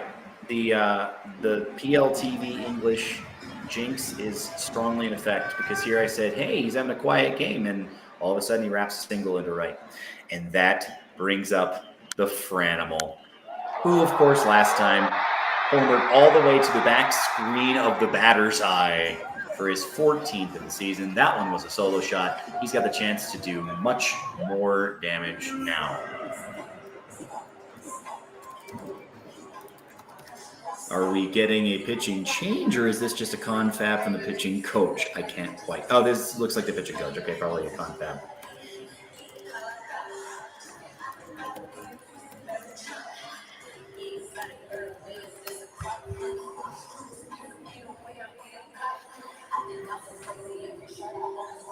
So as I have a little break here, I learned that today Hokkaido has some of the best cherry blossom viewings in Japan. I was doing a little research to find out if any players were from the region, and yeah, there are some.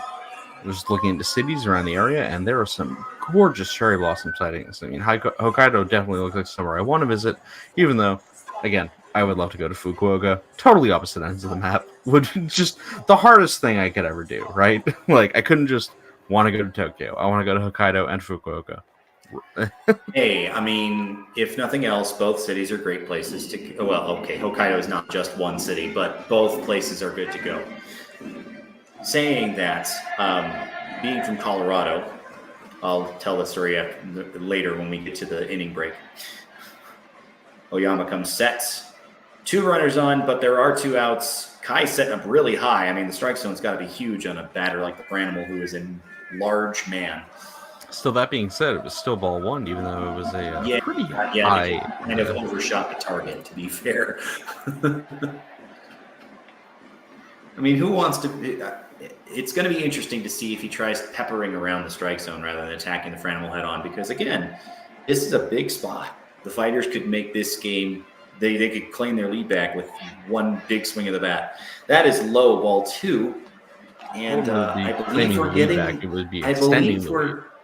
Well, I mean, they're opening the lead back up to 4 runs. It'd be 3 in this case. That's fair enough. No, it would be 4. A 3-run homer would make it 7-3. There you go. But anyway, I cannot tell you what language that upper I was part about to is say, supposed to be. yeah, I agree. I don't La think Mole. I don't think it's Spanish, but anyway. Oh, did he hold up? No, the guy calls it strike one. Yeah, he came around on that. But anyways, it's one of those situations where, like, the Franimal wants to be at the plate right now because Franmil Reyes is humongous. And, you know, he's known for hitting balls very well. I'm sure Mike sends a lovely graphic of his heat map, but unfortunately they're not opening on my computer, so I can't actually answer the question. He did send it. No, he did legitimately send it. No. I saw the link. I'm just saying that I can't actually click through and see what it's displaying data-wise. Anyway, that was a massive cut and a miss over the breaking ball. 2-2 the count. Apparently, Franimil's nickname in Spanish is La Mole. There it goes. Wow. Mole, I don't know. Well, mole is like a sweet sauce that they sometimes drizzle over dishes as well. So, not sure if that's the reference they're making or not. But my nickname in Spanish is El Gordito.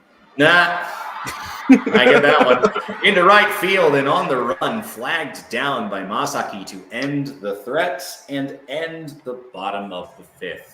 The Fighters make some noise off of Oyama, but they cannot convert it into runs, and suddenly this game looks a lot closer than it did going into the 5th inning.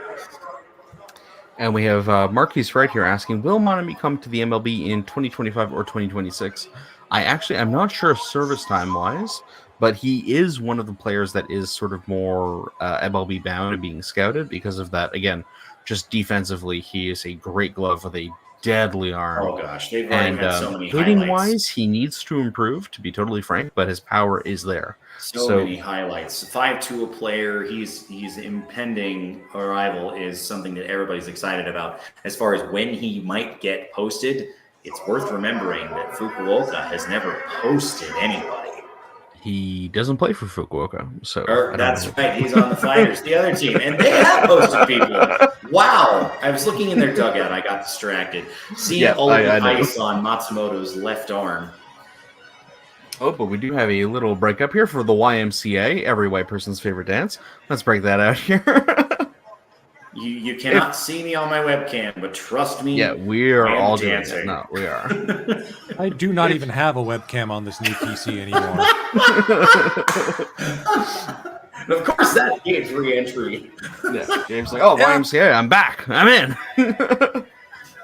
10 Just in minutes time. to 2 in the morning here on the East Coast. Gabe Lerman, Matt Seivert, Jimbo Bernicki, ruining our sleep schedule along with you, all 100 plus of you. Broadcasting virtually from Escon Field, Hokkaido in Kita, Hiroshima, as the Fighters are clinging to a 4-3 lead. And also, let's hat tip our statistician reference guy, Mike Bealey, of course. Yeah, Mike, definitely an essential member of the team, also part of the podcast. And if you want to check out more Pacific League coverage on the same channel, we do have a podcast where we check out all the teams every week called The Podcast. Please do check it out. But yeah, let's have a little bit of the YMCA. There may or may not have been a new intro created.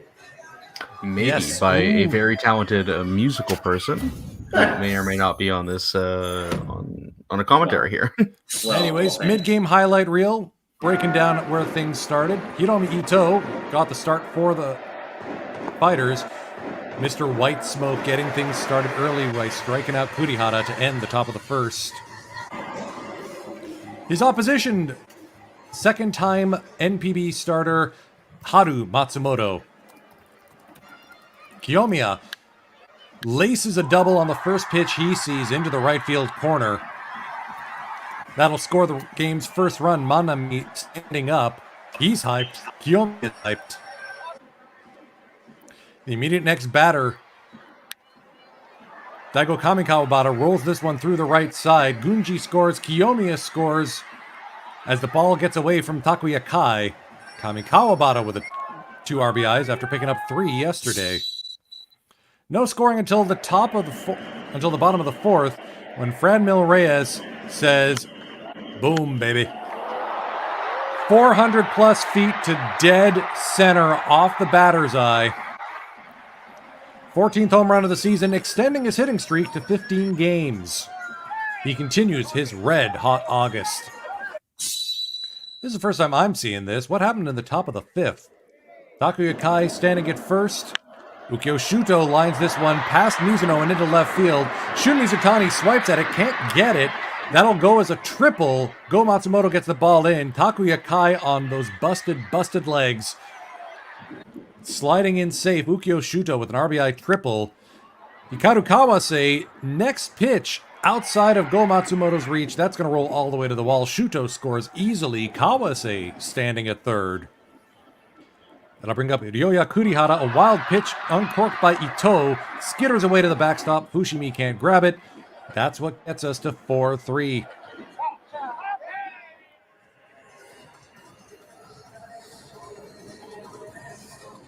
If memory serves, the roof of Escon Field Hokkaido is designed to look like an old Ainu or Hokkaido Aboriginal longhouse.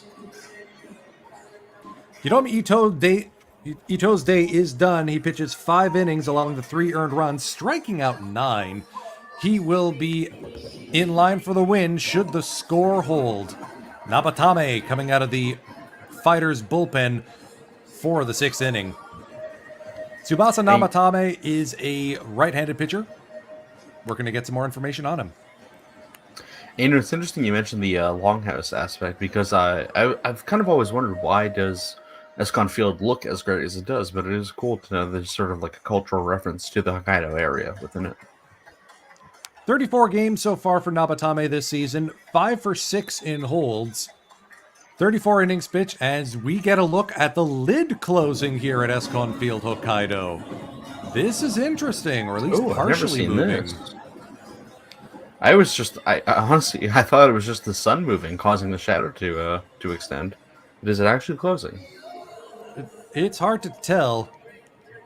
Nabatame with those sport glasses, of course. This is his first real big appearance out of the Fighters bullpen. 3.41 ERA over his 34 innings pitched. 29 strikeouts against only 7 walks. So he's good at inducing strikeouts and whiffs. I'm not sure if the forecast called for rain. I think I did see it was going to be cloudy today.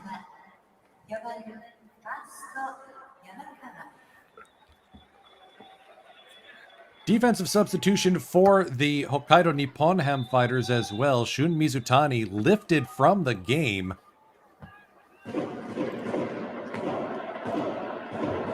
Getting the hands crew out there.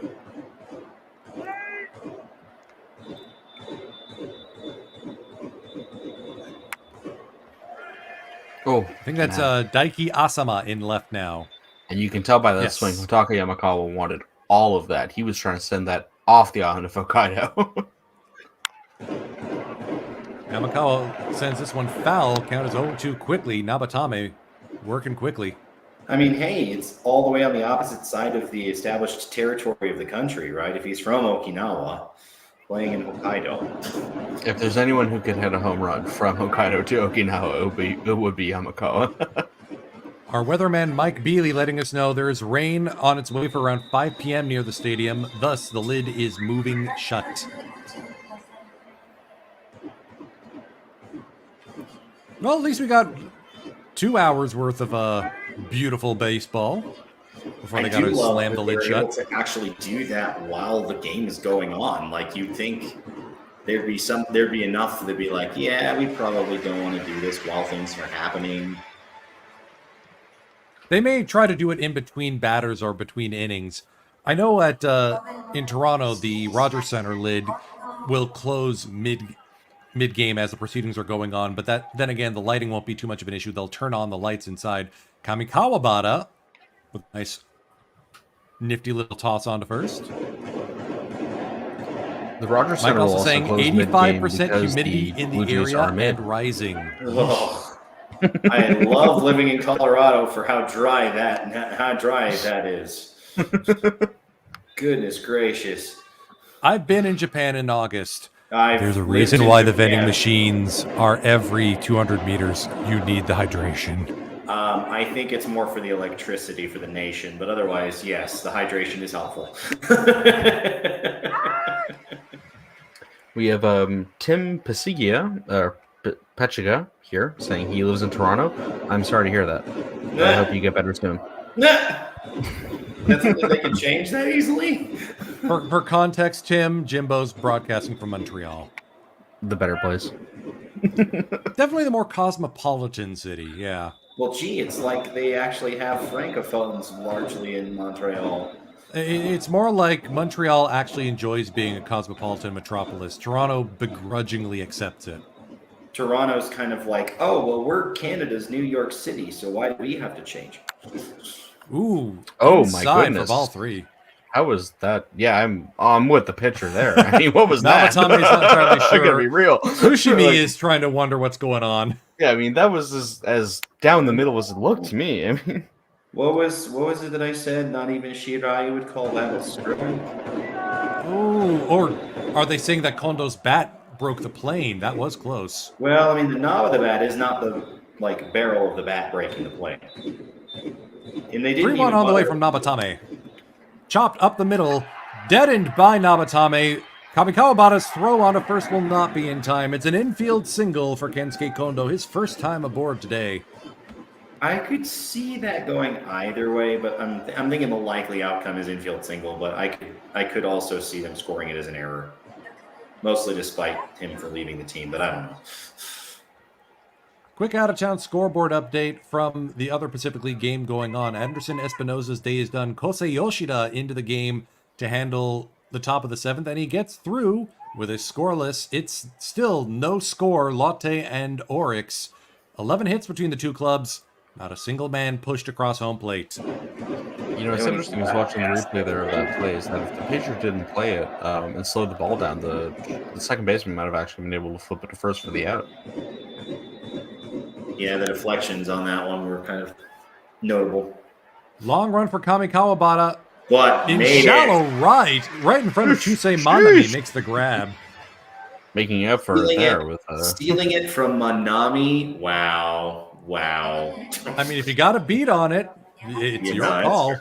That's fair. But typically the idea is that an outfielder coming in has priority over an infielder going out. That is true. Because you don't want there to be a major collision. Obviously, they avoided it, but the dynamics of that are certainly strange. Yeah, you could definitely tell the roof is closing bit by bit. Aside from just the shadows in the field, when they show those wide shots. Does make me wonder if it's going to cut down on some of the wind. Well, they could always just blow the air conditioning harder, you know? 2 groundouts for Tatsuru Yanagimachi, both to the shortstop. 296 batting average, but does not qualify for the batting title due to his limited play time. As far as I know, Kensuke Kondo is the only man qualified who's batting above 300 right now. On this Hawks team, I think there are to qualify for the batting title, you need to have a total plate appearance count that is at least 3.1 times the number of team games. And with a 143 game season, that means approximately 444 plate appearances. Which means that they have Kondo, they have Shuto, they have Yamakawa, Kurihara. I believe that's the 4 who are all for sure, they could literally not take an at-bat the rest of the season and still qualify for the title. Imami is not that far off. Actually, Imami is near that list too. Yeah, now I think about it. I was just looking at it earlier and I couldn't remember all of the names. Tim Pasiga saying he just found Dingo TV. Pacific League games are there every single time Pacific League plays. It is, that's perfect. Throws it back too. Kid throws it back. What was that? Kid. Basically, Dingo TV carries every single game live as it happens, sans commentary, so that's Tuesday through Sunday, every single PL game. Well, do they have the ones on Mondays in those odd circumstances? Probably. Yes, they that will too. have the ones on Yes, Mondays, they do. but Yeah. Monday is sort of a communal off day for the entire NPB. It's a reserved Kind off of day, generally but it used doesn't to always happen. Yeah, do the reserve games like games that got rained out and stuff. 1-2 on the way to Yanagi-Machi. Swing and a miss, strike 3. Nabatame's hyped up. You could hear his cries from the broadcast. That's the 10th strikeout by a Hawks batter today. One reason why they're down 4-3. Kamikawa Bata, Matsumoto Fushimi coming up for the Fighters in the home half of the 6th inning.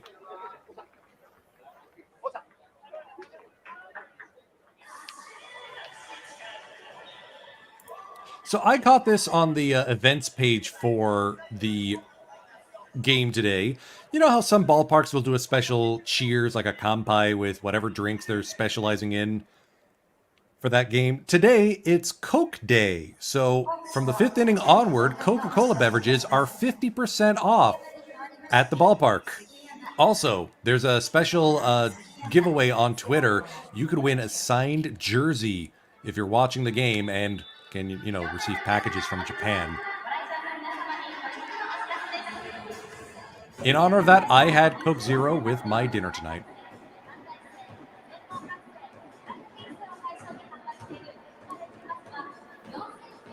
It is neat to just watch the lid close. Our cameraman, we don't have any say in it, so I think that's just all we're going to be seeing right now. Weird personal fun fact, I've never had Coke without alcohol in it. Oh. All right, really Pacific League after dark here. Well, no, I really don't like soft drinks. I don't like carbonated stuff in general. Growing up, my parents never let me have like carbonated drinks, and so first time I ever tasted Coke ever and anything was like a rum and Coke, and I was like, wow, this tastes like it's gonna melt my teeth. Nah, well, sugar it probably would. Yeah, exactly. So some questions from Berserker in the chat. Who has the biggest, baddest crowd? In the Pacific League, it's the Lotte Marines. Yeah, absolutely, it's the Marines for sure. Yeah. What's the average crowd for these events? I think average attendance is coming close to 25,000 for the Pacific League. So near sellouts in most days. But there is a big disparity because sort of for example, with the Lions, they're averaging a little under 20, probably more towards like 17 to 16ish. And while the Hawks are like around about 45. Pitcher Kazuki Sugiyama has cleared 7 times against the Fighters thus far. He's 2-0 against them with 2 holds. Sort of a good luck charm. Well, it wasn't Decent good on that speed, first too. pitch. That was high. Oh. Uh-oh. Oh, okay, that wasn't just me. Not just you. I'm seeing it Who too. tripped over the router cable? Come on. There we go. Oh, good. We didn't even miss a pitch. Kamikawabata laces this. That's a Moda show for Daigo Kamikawabata. 3 hits today. That'll be his first for extra bases. Masaki will corral it in the corner. Daigo Kamikawabata with a lead-off double. It's his 3rd time standing at second today.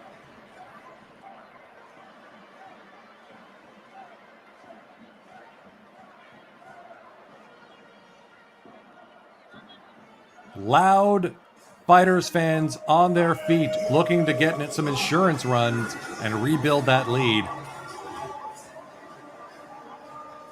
Daigo off and running.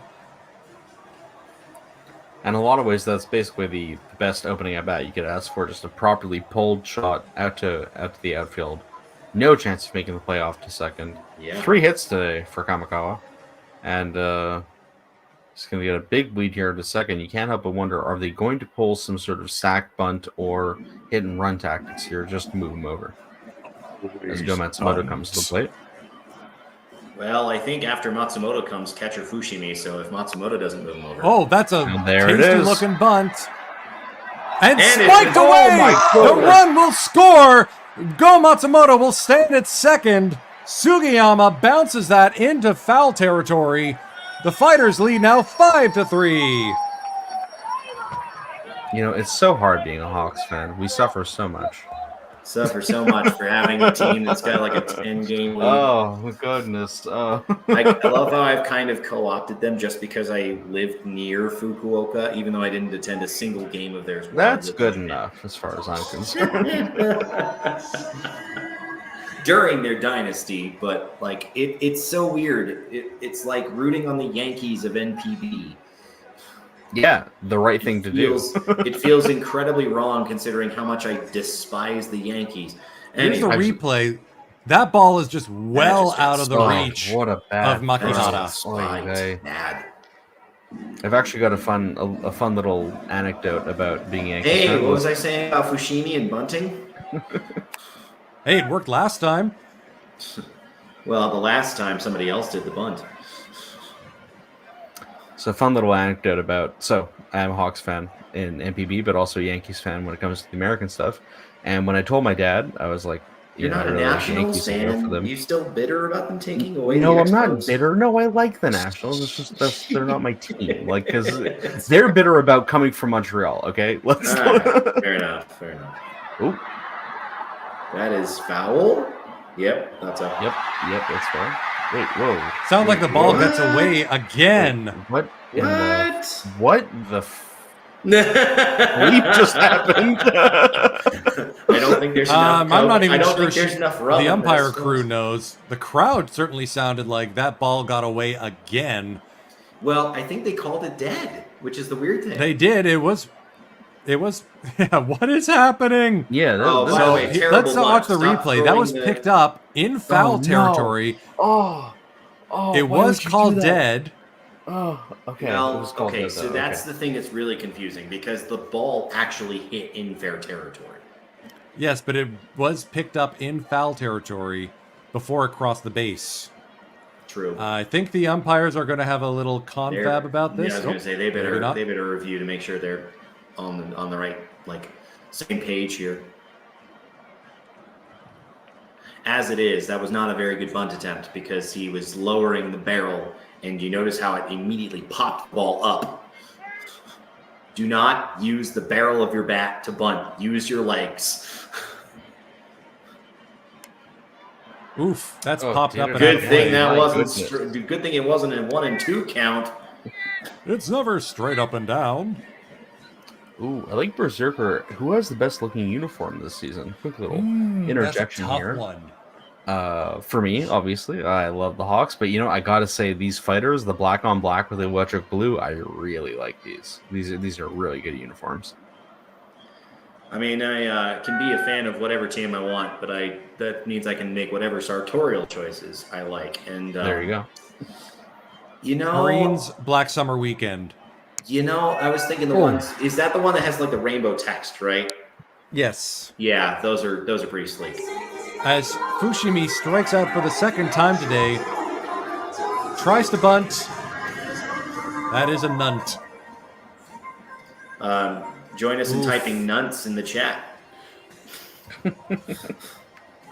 Yeah, he brutal. Absolutely.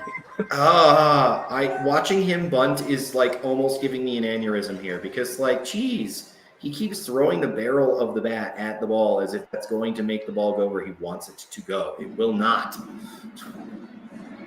It's going to pop it up in the air. Mizuno up to the plate, grounded into a double play last time up. 0 for 2 so far with a strikeout. Got a good Sugiyama starting off with the heat.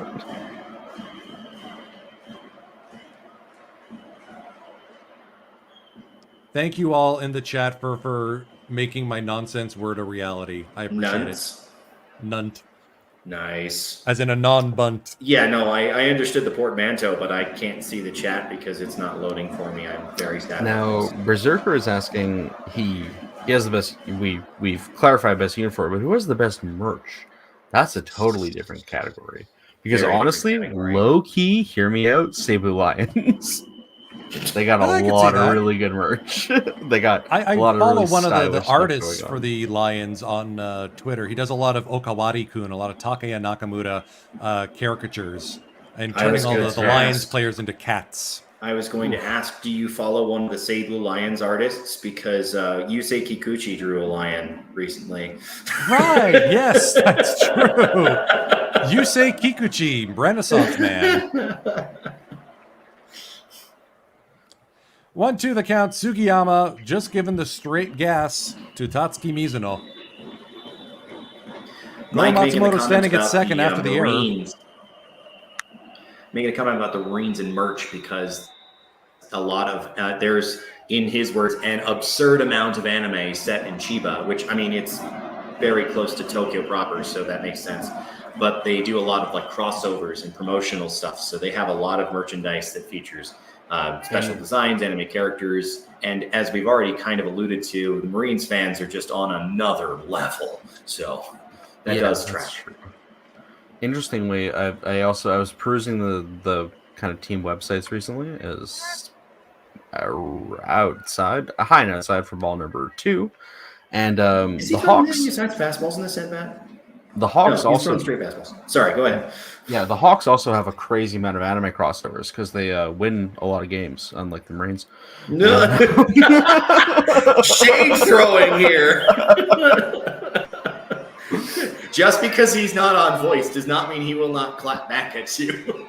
Yeah, like he's just going to wait until the next podcast and then come at you with both the next podcast will be a lot of fun. Check out the next podcast if you're listening. There's going to be a lot of Watch as Mike Bealey punches us through the laptop. SpongeBob shenanigans for the win.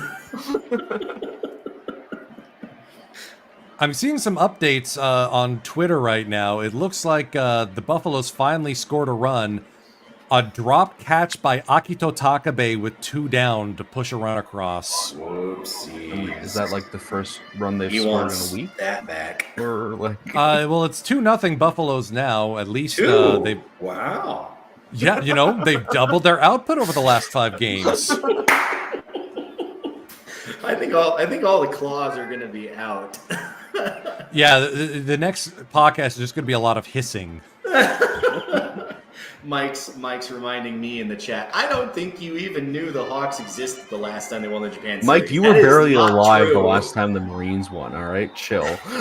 That is not true. I knew the Hawks. Whoa, existed. that's a very high foul ball. That's a long foul ball. We've just evolved into infighting. Commentary. This could be the end of the Pacific League cast at this point. Irreconcilable differences.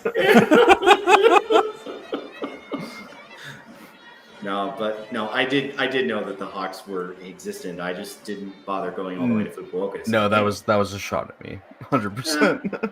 9th pitch of the at-bat coming up. Sugiyama's thrown 15, more than half to Tatsuki Mizuno. Swing and a miss, strike 3 for the second out of the inning. Sugiyama for the win. That was great. I love seeing those long at-bats, and whoever comes out on top, it always just feels good for the fans. Yeah, that's true. Yeah, as long as the result is something other than like a walk, I always feel like if it's a hit or a strikeout, that's the way it's supposed to go. Batting for the first time tonight is Daiki Asama. Took over from Shun Mizutani in left field, going for the hands crew here for the fighters. 289 as a part-time role. Finally back to full health. He had some serious leg injuries over the last season. Watch his ball 1 bounce in the dirt. For a moment, I thought he called strike, and I was like, that's the most delayed strike call I've ever seen. I mean, that would be the very, very protracted call, right? See, when you do that, your mic picks it up. When I try to ramp it up, my mic cuts me off. Seriously, that scared me. Mike's swinging a miss over the high heat. My apologies for ruining your eardrums. Yeah, headphone warnings, dude. Next time, please. I'm wearing headphones, but I was the one making but you're not the one screaming in them. Very nice. Yeah.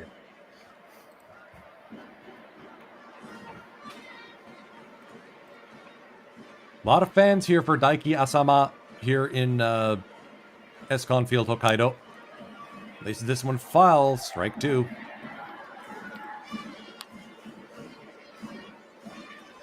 Asama's been with the fighter since 2015. Although he did play in the 2016 Japan Series Championship team. He did so as a 19-year-old. He also picked up the jersey number 8 after Kensuke Kondo left the team. Before then, he wore jersey number 26.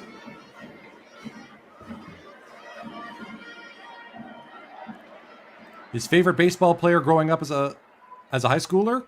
Norichika Aoki, who, believe it or not, is still playing pro ball. Yeah, I was about to say that name sounds familiar, but like, my goodness. 42 years old, still playing with the Swallows. Woof. 2-2 on the way. Sent skyward into deep center field. Asama to the warning track. Picked up by Shuto to end the bottom of the 6th. The lucky 7 coming up for the Fukuoka SoftBank Hawks. Wakataka Gundan. Sing along if you know the words. The Pacific League Midnight Matinee here on YouTube.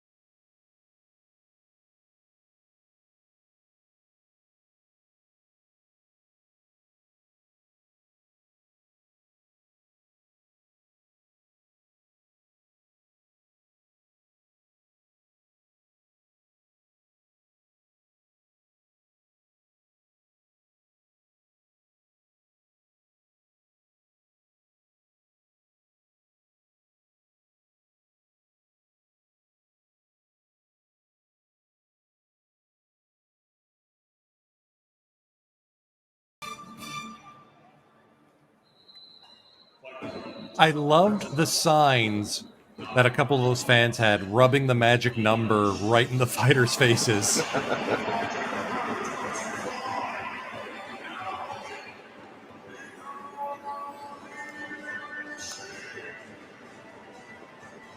As the scoreboard is Fighters showing, legend new pitcher- Naoki Miyanishi entering the game. He stands alone 5th in the all-time leaderboard for NPB appearances. And I believe he picked up his 400th career save earlier this season. 400th career save or appearance? No, 400th career hold, 5th all-time in Okay. appearances with over Wow. 850. I mean, That's still 17 wild. years will do that for you. Yeah, He for has not appeared in a baseball game for any team other than the Fighters. 1.06 ERA this season, so he's as good as he's ever been.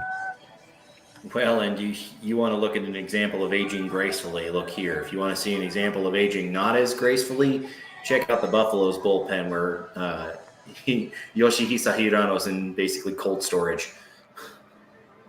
There you see the leaderboard. Miyanishi, 859 appearances, 404 holds. I think we mentioned on the most recent podcast, the guy at the top there that you saw with over 1,000 appearances, that's a Hall of Famer, Hitoki Iwase. So it's good to see Miyanishi getting to veterans work still here getting- against Kai, Shuto, and Kawase. And yeah, it's good to see the veterans still getting a lot of fan support here with the towels there. As we are coming up here on the, what are we now? The top of the 7th with Takayuki Kai coming up to bat. Then that didn't take long. There you go. That's it. Pitch, Left center first field. hit. Kai's aboard for the second time today. I mean, if it's just appearances, they can roll him out there until he wants to stop. If he wants to get all the way to the top of the board, you know. Well, that's the thing that, like, I asked when you said appearances or saves. I was like, those are very, very Well, different numbers. Right, but 400 career holds is a substantial number. Oh, absolutely, for sure. But his appearance count is more than double that, so pretty crazy stuff. Ukyo Shuto aboard twice so far today. Single thrown out at home, triple came in to score. In other words, par for the course for Japan's premier speedster. I mentioned that he scored the winning run in the WBC semifinal. He's not a triple gold winner, though. I believe he's only a WBC champion and Premier 12. He missed the Olympics gold. Is that even? Can you even win Olympics gold anymore? It's been eliminated, no? Well, not anymore, but 2020 they did have baseball for the Tokyo Olympics. And they will for 2028 as well. That's right. They're bringing it back for Los Angeles. And there's a lot of noise about MLB. I mean, if he's going to compete, Ohtani's going to tear that up. There's a lot of talk about MLB trying to break the season to make it possible for MLB to participate since it's on U.S. soil, which could make Ohtani part of Samurai Japan there, and that would be epic. For sure, that's to say the least. Because he'll be peak of his powers, back on the mound, fresh off what's looking like an MVP. By the way, spoiler alert for the podcast, if we don't mention his achievement for Familiar Faces, we're missing out. Yeah, we definitely do need to bring up his achievement. Berserker asking, do I know kanji or do I have fantastic notes? A little bit of both.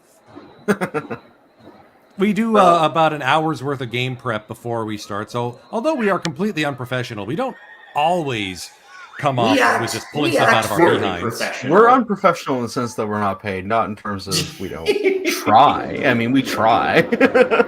Yeah, and I say, man, it's not like we're trying to be unprofessional as the broadcast team. It's simply that we're volunteering our time and talents for and this. That we're not that good, frankly. we do a bit of preparation, and we do the best we can, and have fun the rest of the time too.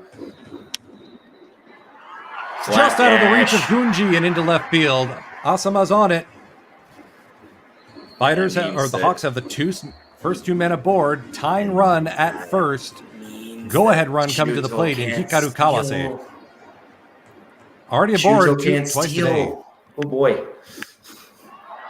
The Hawks are not happy. The first pitch into center field.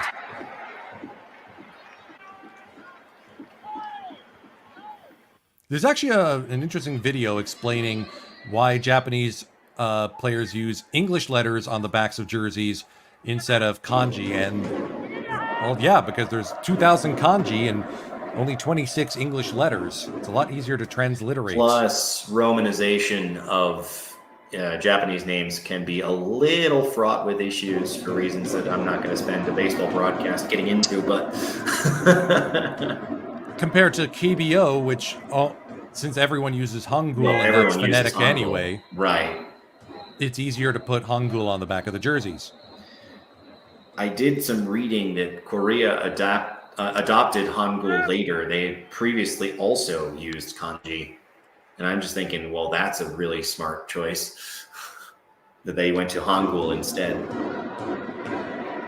Runners at first and second now for Hikaru Kawase, shortstop today with Kenta Imamiya getting a break day. Kind of surprised they haven't pinch hit for him yet. I mean, last couple innings, have him come in. He's had a decent amount of rest already. There you see the Hawks cheer section up top. Shirai giving his usual bellow. And not directly into a microphone. My apologies for ruining everybody's ears. Those Hawks fans up there, a bunch live in Hokkaido. Others have traveled all the way from Osaka, from Fukuoka, to be a part of this game. Those cheer sections are intense. And whichever cheer section you sit in will become your ride or die club. Excuse me, what a play! Kiyomiya to Gunji for the force out of the lead runner. That's definitely a hello future game moment. That is one of the great defensive plays you will ever see a first baseman make. Like Kotaro Kiyomiya placed third himself and just cutting across the diamond. You could see as soon as the ball was off his bat, Kiyomiya racing in and caught with it. Look how close Kiyomiya is to begin with. He was basically halfway up the line already because the bunt was expected. So nonetheless, still, I mean, no, what I a mean play. it's still a high degree of difficulty, but it's definitely like advantageous positioning. He was already most of the way up the line. Which means there's now speedsters on the base path. Shuto at second, Kawase at first. I mean, We're going if to you're have a little looking, confab here, trying to figure out how to deal with Taisei Makihara. if you're looking for positives as a Hawks fan watching this, just consider that the slow runner in front of Ukyo Shuto is now not on the base paths. Yeah, fair enough, honestly.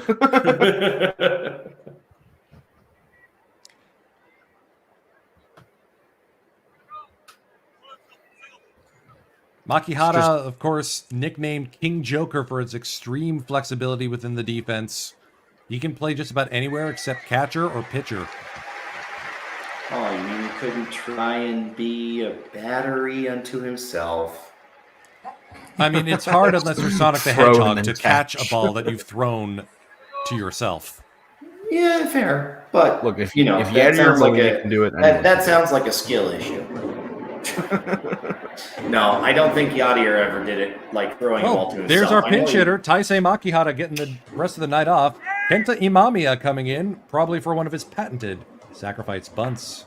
Okay, so what's the play? Do you do like a double switch and have Kawase go to second now, so Imamiya can play his No, different I think position? yeah, Kawase goes to second. Yeah. And then Mamiya definitely goes short. So Imamiya is actually hitting almost he's hitting over 350 at Escon Field. Well, there you Small go. sample size, true.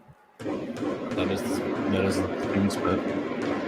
It's 30 at bats. It's not tiny, but yes, obviously it's not the largest sample size. Pair of changeups works the count to 0-2 in Miyanishi's favor. Me too. Fans trying to will this game on. Same. Oh Lord, it's like you predicted that.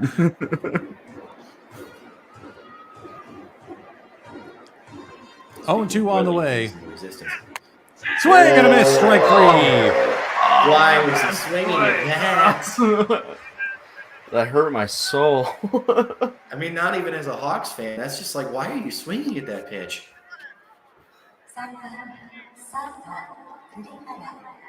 But I mean, that's oh my goodness. Oh, And that's baseball. Imamiya noted it right away. I should not have done that. I should not have done that. Yeah, no, there's all kinds of regret written on his face. Runners at second and first now with 2 down for Ryoya Kurihara. Lefty on lefty matchup. I like the mashup. Jam up the mash. As it's 2:30 on the East Coast, it's already Yeah, after, we're finally at that point. after We're at the midnight, mashup where I'm point of at the even evening, now. where words just start blending together. When we talk about the mashup, it's the mashup of our brains. We try to word. Yeah, my brain is slowly turning into gray jelly. But we have fun. If we didn't, would we be here with all of That you? is true. Chopped That up is the first true. base side. Picked up by Kami Kawabata onto first. Inning over. Score remains. That'll send us to the home side, Lucky 7. Still That's one. Fighters 3, or Fighters 5, Hawks 3. Susume Faitazu coming up. Sing along if you know the words on the Midnight Matinee. That is one heck of a hold for Miyanishi there. Yeah, quite the hold. Yeah, honestly.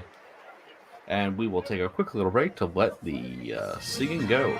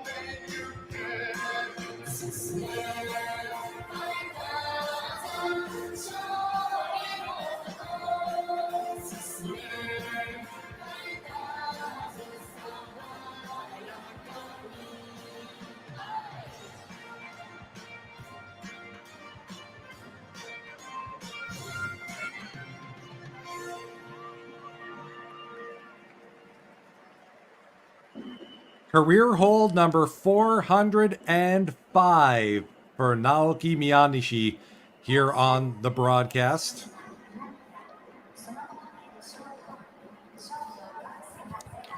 That was a much shorter Lucky Seven song than most of them, I feel. It is a little abrupt. I think it's There because are they want to full win the versions, game. of They're like, course, all right, we're up. available. Let's go. Let's get this game over with. You know? Do you think they have a shorter version? Is what you're saying? Like, all right, we're up. All Let's right, go. we're ahead. Let's play the 30-second one. We're behind. Oh no, let's make this like the 1.5 minutes. Get the pitcher tired out from warm-up throws. Quick out-of-town scoreboard update. Honestly, top of the ninth pretty good at strat. Kyocera Dome. Buffalo still leading 2-0. I think the other PL game on the docket is not starting until 5 p.m. Is that right? Yeah, that's a 5 a.m. start here for us Easterners. Oh, do they have the prime time slot, the 6 o'clock start? Yeah, it's a 6 p.m. Japan start. Gotcha. And we were correct. Kawase slides over to second base. Imamiya comes into the game at shortstop, and Yuki Tsumori takes the hill for the Hawks. The fourth pitcher to appear for the Hawks in this game so far.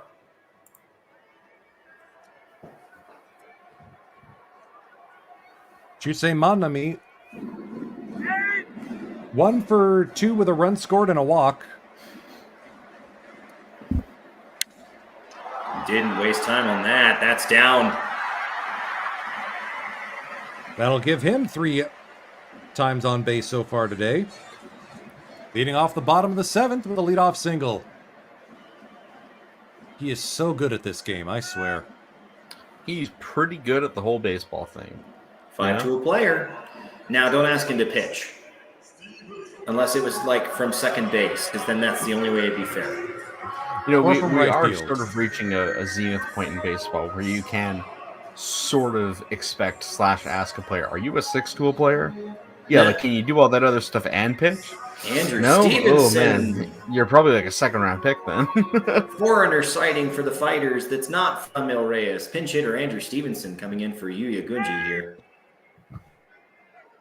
If you were around for our first midnight matinee, you'll remember he made that highlight reel catch in left field at Zozo Marine Stadium that kept the game Yes. close enough for Tamiya to flip the script and the score in the bottom of the 9th, or top of the 9th. Yeah. Okay, I won't claim to remember the first midnight matinee you had this season, but I do want to take a second to say how cool it is to realize that with this broadcast, I have managed to cover 5 out of the Pacific League teams in 3 broadcasts. That's great, man.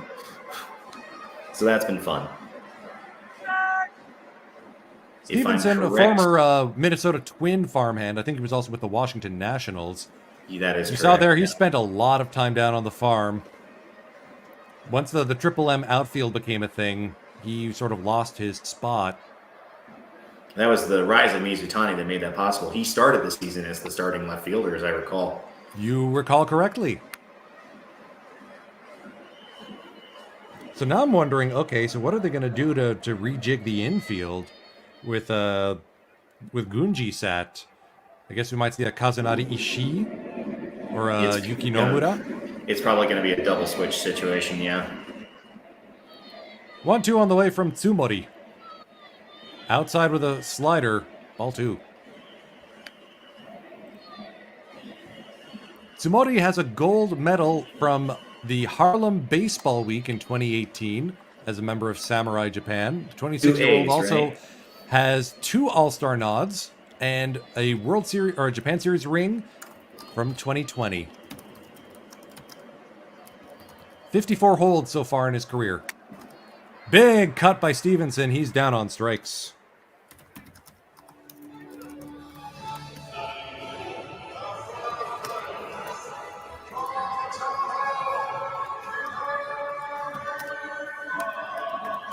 Kotaro Kiyomiya, 2 for 3 today. Scored a run and drove one in off that double back in the first.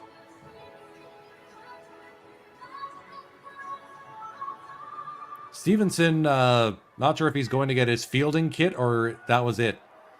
It looks like he was taking a turn towards the tunnel, but that doesn't mean anything unless they're doing some jiggering around on the fielding alignment. Nice breaking ball there. Change up froze him for strike one.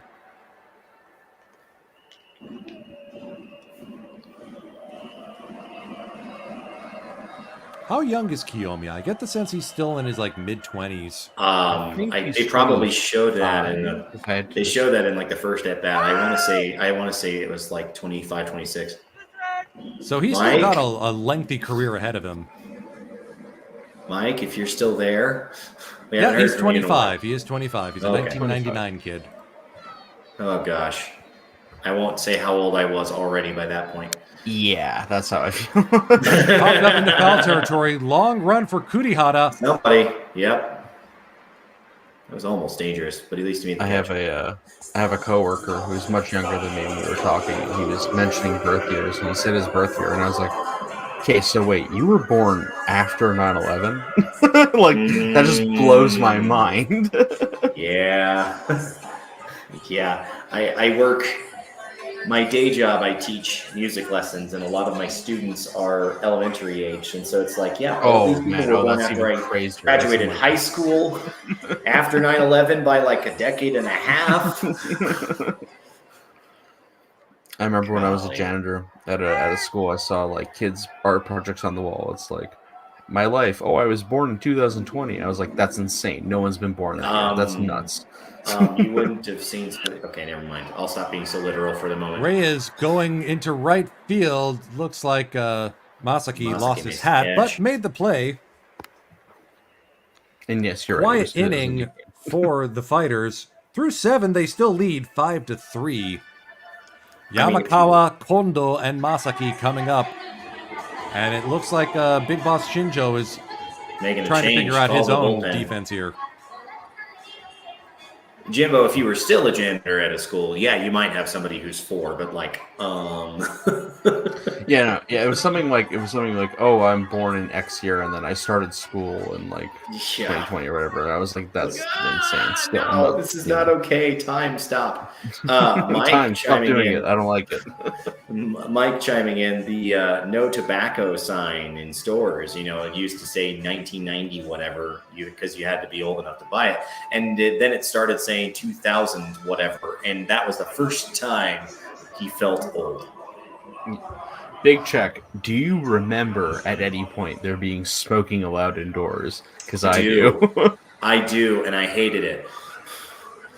I will not get into my diatribe against tobacco because this long story short version, my grandfather smoked for too many years and passed away because of that. So.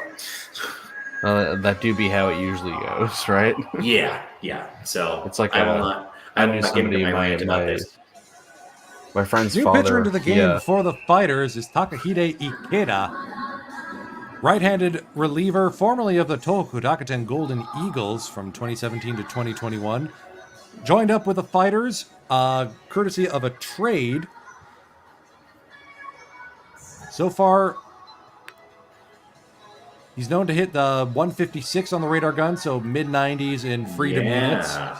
Fastball, slider, forkball his primary pitches, but he's known to throw a cutter, a shuto, a curve, and occasional changeup. You say? As in the name of the pitch, not the player. Otherwise known as a gyro ball. Can we still the idea of just like, fastball, curveball, slider, Yukio Shuto, go. Just whip him out. I was gonna say, can somebody make a gif of like a pitcher hurling a ball and then just attaching Shuto's face to it because he's throwing the shoot? That'd be pretty good. So far this season, Takahide Ikeda is 13 for 15 in saves, 17 innings pitched, 1.06 ERA. It's the best run of his career out of the bullpen. Certainly better than anything he showed with the Eagles. This should be, unless I'm mistaken, and they're accounting for it in the statistic, this should be his 21st appearance on the year. Taiki Narama goes into the game at third base in replace of Yuya Gunji. does he not? I don't know if I'm misremembering. I am entirely misremembering. I will not even say what I thought I was going to say. Never mind. Strike one Wow, call. breaking ball. For a brief moment, I thought he was a Lions player. I knew. I was like, doesn't he usually play center field? And my brain was like, you're not watching the Lions. But also, You're yeah, not- Taiki Nadama. Well, no, Taiki Nadama was a Lion. He was acquired by the Fighters a while I ago. was about to say there are a lot of former Lions around, and you wonder why the Lions haven't won a Japan series in a long time. And you wonder why the Lions are currently where they are in the standings. If you want to laugh, go take a look. I won't say anything until the podcast. 1-1 on the way. Another breaking ball. Yamakawa goes fishing. Want to laugh about the Lions doing better or worse? Because, like, they're making respectable series against 2 teams of the PL, and the rest are just beating up on them. 200 career home runs for Yamakawa. Aiming for his 3rd Pacific League home run title. He's not going to get it on that one. Big Well, he cut. sure wanted it with that swing.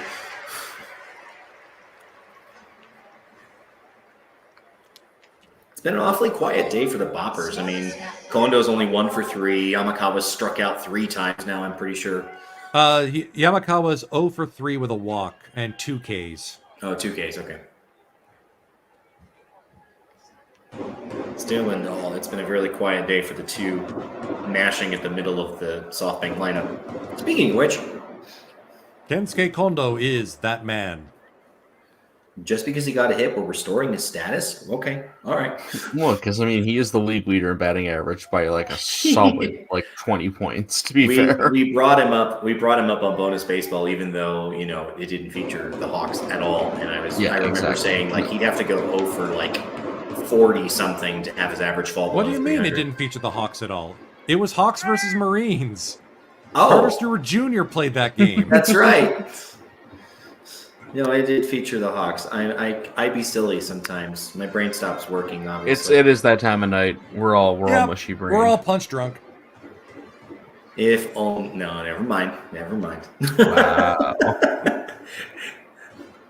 Out of town scoreboard update. That is a final 2-0 for the Buffaloes over the Marines. Andres Machado picking up the save. He has again subsumed Yoshihisa Hirano. Oh, beautiful breaking ball there.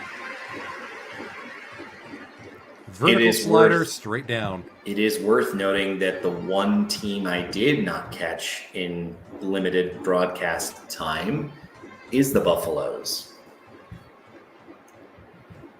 All the others We'll fix I've that managed next to year. Yeah, for sure. Ooh, brutal golf swing of that pitch down in the dirt. Something That about was this all slump nice pitch. possibly being real. The thing is that I would say is that, as I said, when Kensuke Kondo hits a home run, it looks like a golf swing. Yeah. So I do understand why he swings at things low. and he pulls out the 5 wood.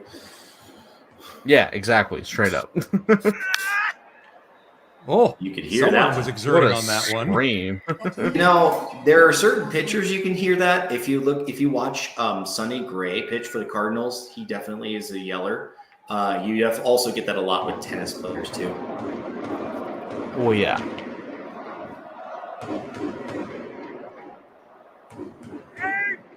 So with tennis players, let's scream more of a moan. If we're gonna be practical. See, baseball players like, and then tennis players like, No. Well, anyways, I remember hearing once upon a time somebody's like, "Yeah, how about this? You fail 70% of the time. If you You're do one of that the best for players like, ever lived." if you do that for like a 12-year career, you're in the Hall of Fame." Yeah. What other sport is that true? Yeah, he pumped about that strikeout. That would be a golden sombrero for Kensuke Kondo. He is not that man tonight. No, he had an infield hit earlier. His last time up, he had an infield hit. Yes, and he's got 3 strikeouts too. The golden sombrero is 0 for 4 with 4 strikeouts. Ooh, my bad. Why is it 0 for 4 instead of Don't 3? ask Like, me. what an odd number. Don't ask me. I guess because you have to at least make your way through the lineup once to get through 4, right? To make your way through the lineup. What? Well, no, because like, okay, so if in theory you throw a no-hitter, you only face each batter 3 times, right? Yes.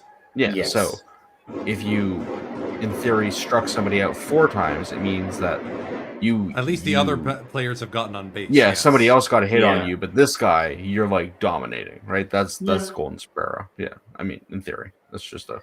Yeah, that's a pretty good theory. I haven't actually heard a theory before. Wow.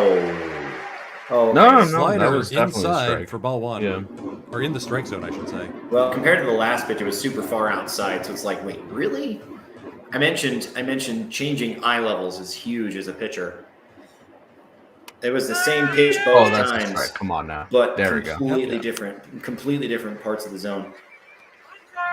Ikeda dropping the forkball. I'm wondering who we're going to see for the 9th, because Seiji Tanaka was deregistered a while ago. No lack of good options for the fighters. Maybe Taking a look wait. at who's available. We may get Ryusei some extra Kawano innings could for it. come in. Brian Rodriguez. Ikeda strikes out the side in the Pouring top of the straight 8th. Gas. It's worth mentioning. Well, now. We are coming It's to worth the mentioning end some of the series game here notes. in the bottom of the 8th.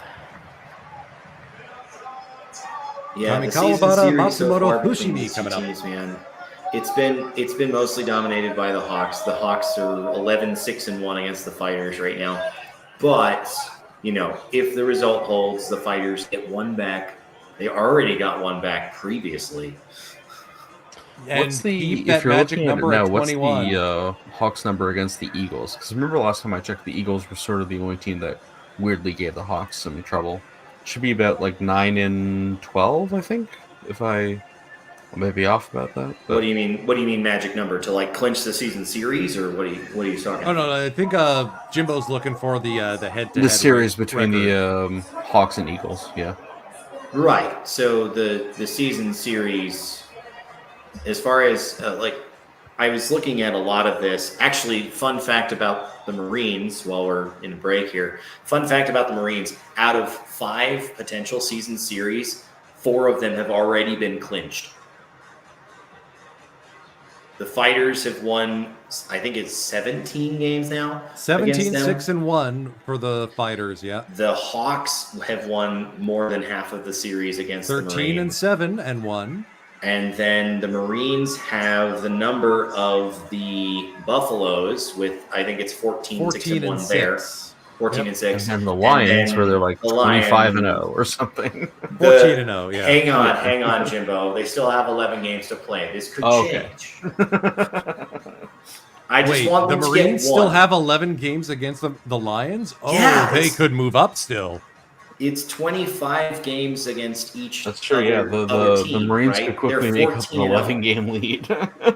They're up 14-0 in the season series. Even if the Hawks get like a pity win, they could make some damage with that many games against the Lions remaining.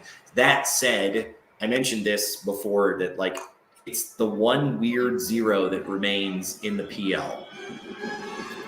I'm desperately rooting for the Lions every time they play Chiba until that win is done. There you see a look at today's starter, Haru Matsumoto. Got ambushed in the first inning, had a pretty effective second and third before giving up a home run in the 4th to Franmil Reyes. Is see Kotaro Kiyomiya looking like a J-drama star. New pitcher in for the Hawks. That'll be Hasegawa, the left-hander. 5th pitcher of the game after Matsumoto got bounced in the 4th. 2.66 ERA for the lefty. He'll face Kami Kawabata, Fushimi, and Mizuno, the bottom of the...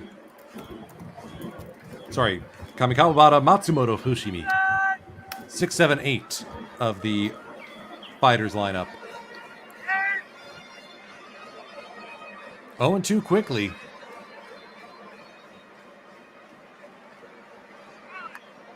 Floated in. Ooh. Swing and a miss. Kami Kawabata K's for the first time today. Fooled by the off-speed stuff.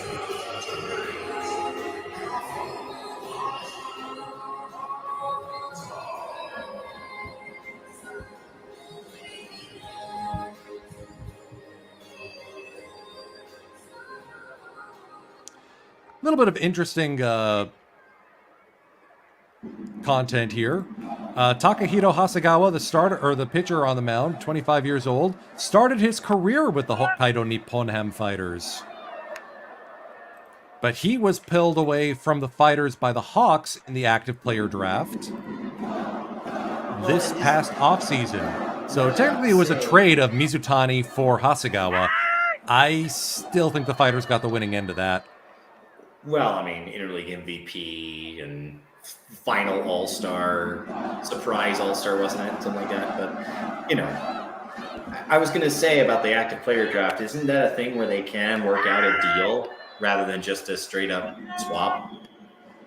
I don't know. So, like, rather than, oh, well, you know, I'm going to take this player, what are you going to do about it? It's like, oh, well, you know, now let's just, you know, figure out the framework for a trade.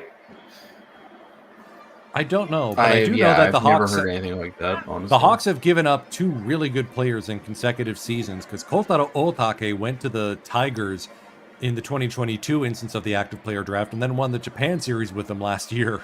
Right. The Hawks are too good. They have too many players, and that's what the active player draft is trying to do, to distribute them around the league a little bit better. Checked swing. Did he go? He did. According to the umpire. Back-to-back Ks for Hasegawa against his old club. Well, and maybe I'm too skewed from the MLB perspective where, like, waiver trades happen. And maybe that kind of makes it's a little bit more together. Like the Rule 5, really. Exactly. Well, yeah, no, I know the active player is like the Rule 5. But, you know, you're saying that, like, oh, well, Hokkaido decided to grab Shun Mizutani. And then separately, Fukuoka decided. So, I mean, the sum of it, right? Yes. Basically a trade. Correct. Todai Fushimi 0 for 3 today with 2 strikeouts. His defense behind the plate has been the star appeal for him. His bunting at the plate has not been. No, he is going to be seeing some remedial bunting practice after this game. Use your legs, people. Anyway. It's kind of ironic. Bouncing the dirt outside.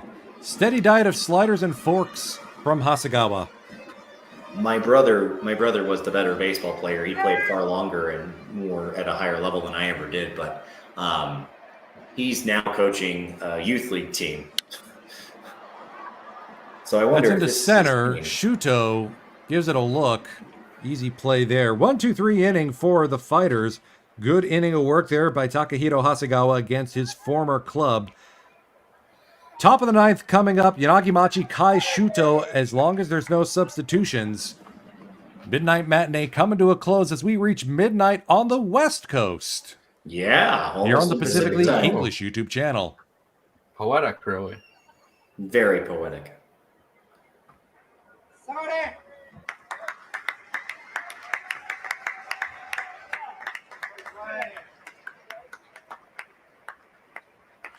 Taisei Yanagawa getting the call here for the Fighters for the 9th inning, taking over from Seigi Tanaka.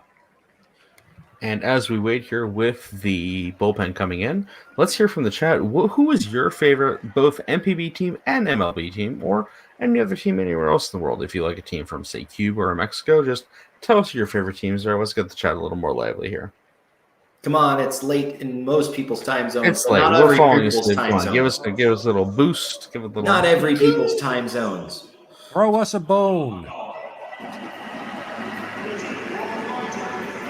Here, G Hedgehog comes in with Fighters MPB, Giants MLB. Those are very good choices, I must say.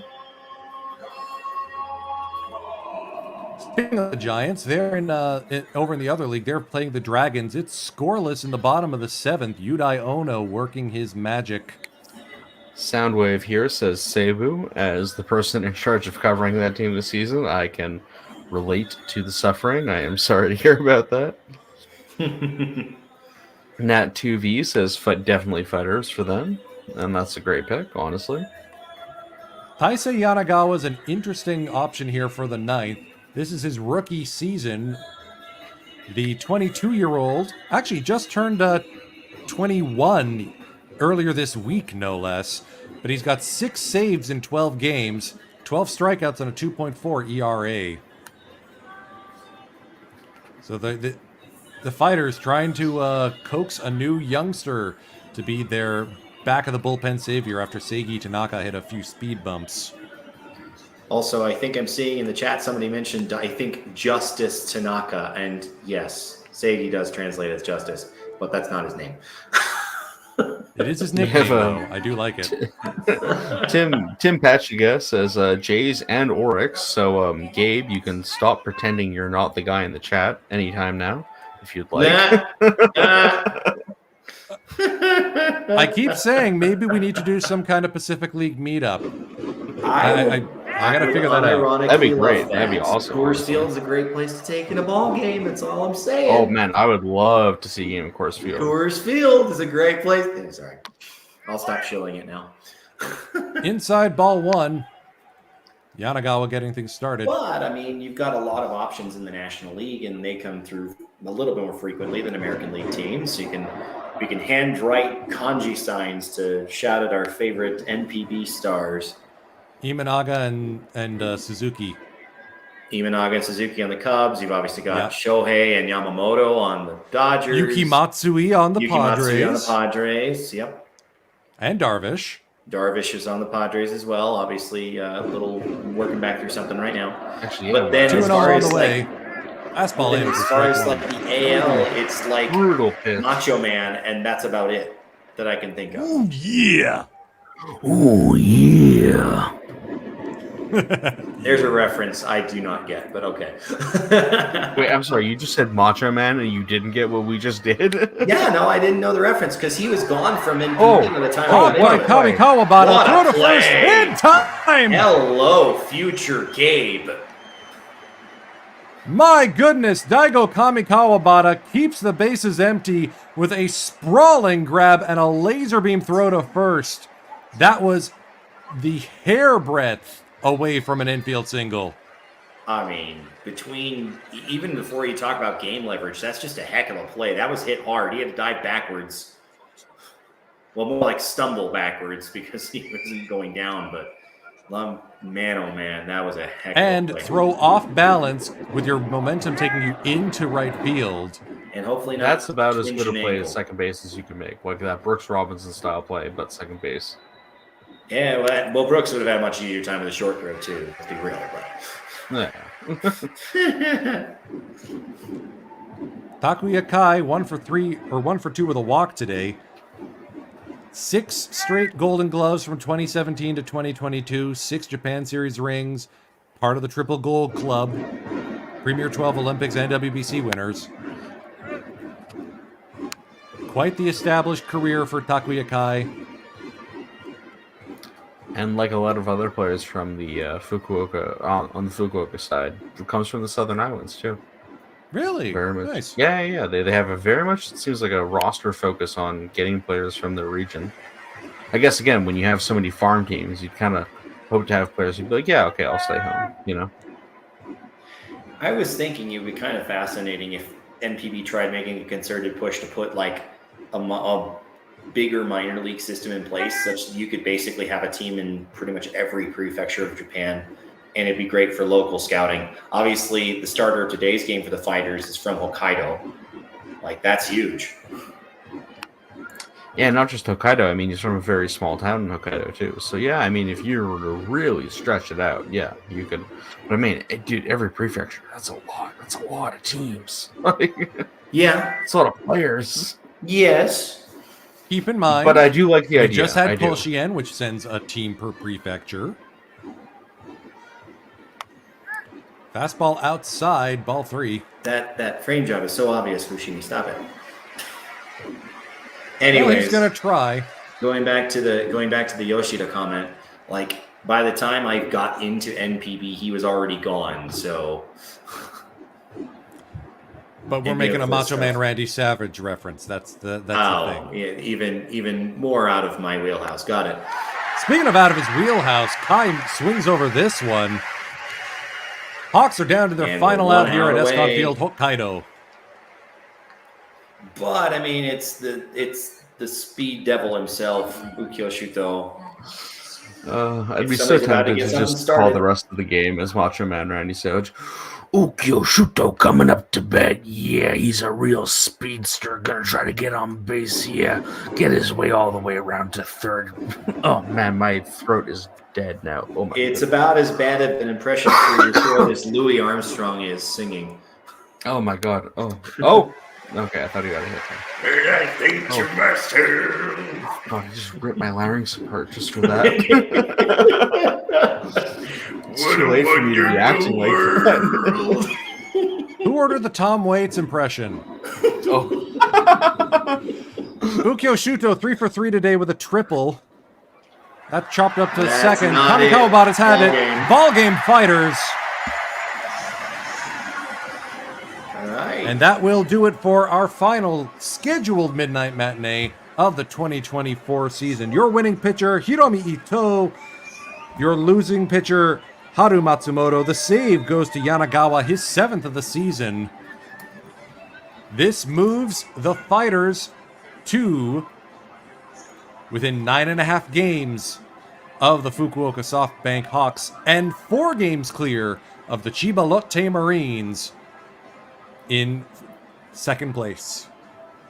And with that, also, I think the fighters pick up the win in the series. And again, even as a Hawks fan, I have to admit, this is the team that is the biggest threat to the Hawks coming into the playoffs. And we will like to sign off here saying thank you so much for joining us. As always, please like and subscribe and check out the podcast and check out all of our other videos here on Pacific League TV. From We were so wherever you joined in. happy to have you join us this season. It's been a wonderful season, and we still got actually a couple more weeks left. Please do check out Pacific League TV on the channel itself, so you can subscribe and watch all the games. And we will catch you again, hopefully more on YouTube next season. Take care, and please enjoy more Pacific League content. Have a good night. We're going to keep the morning, broadcast wherever you going. are. We're going to keep the broadcast going through the hero interview as per usual, but we will be signing off. Sweet dreams, everyone. See you on the podcast and at a ballpark, I hope. Near you.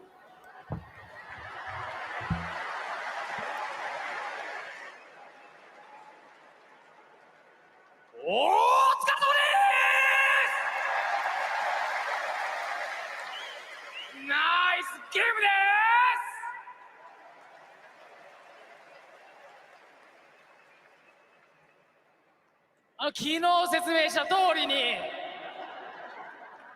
やらせていただきたいと思います。昨日皆さんテレビでも現地でも分かってますよ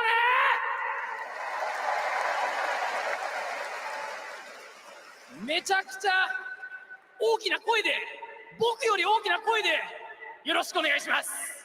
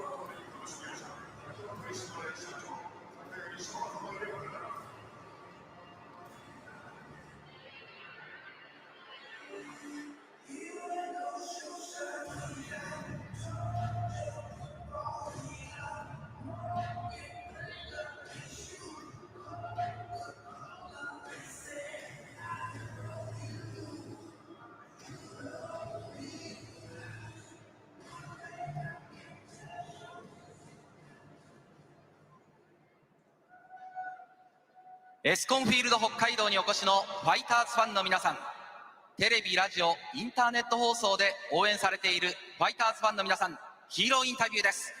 今日のヒーローは池田貴秀投手、柳川大成投手、清宮幸太郎選手です。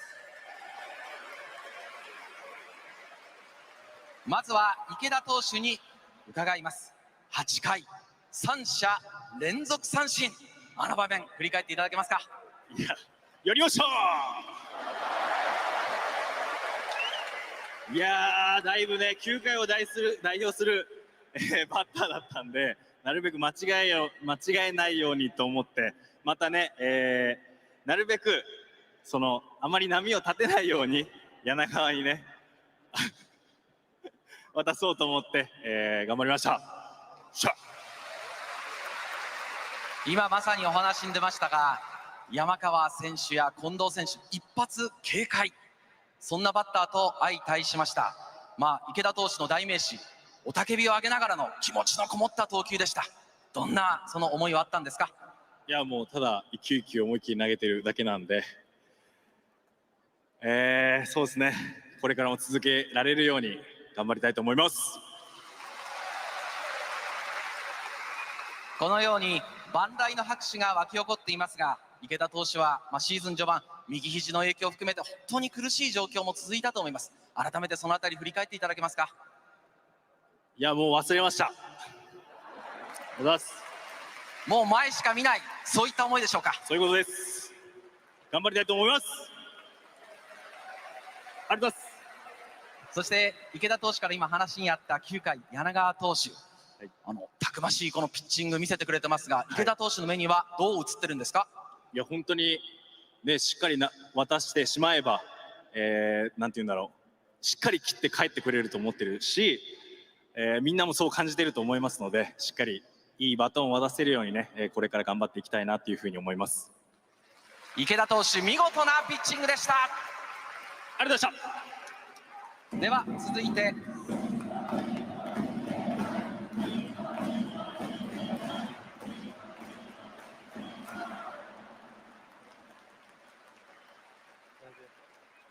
続いて柳川投手に伺います。柳川投手はエスコンフィールド北海道初のヒーローインタビューです。どうですか、この景色、お客さん満面の笑みを浮かべています。いかがでしょうか。いや、めっちゃ緊張したんですけど、3人で抑えれたんでよかったです。9回も2点差、しびれる場面での登板ですが、どんな思いで投げてたんですか。いや、中継ぎの先輩たちが0点でつないでくれたんで、それにつなごうと思って先頭だけ集中して投げました。今日もしっかり抑えて今シーズン7セーブ目、ファンの皆さんも感じていると思いますが、日に日に何か自信を増しているように見えますが、そのあたりどうなんでしょうか。でもいつか打たれると思うので、打たれた後頑張りたいです。ただ昨日勝利を収め、そして今日も勝ってホークス相手に勝ち越しです。大きな一勝になったと思います。柳川投手、ファンの皆さんに向けて力強いメッセージをお願いします。まだまだ全然優勝目指していると思うので、これからも応援お願いします。柳川投手、ありがとうございます。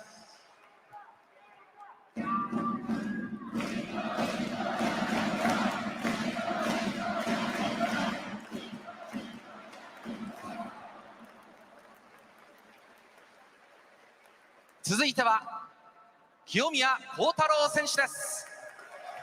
ありがとうございます。初回先制のタイムリー、ホークス相手に勝ち越したい、その思いの中で本当に大きな先制点だったと思います。あの場面いかがでしたか？今日は両親が見に来てたんで、はい、絶対打ってやろうと思ってました。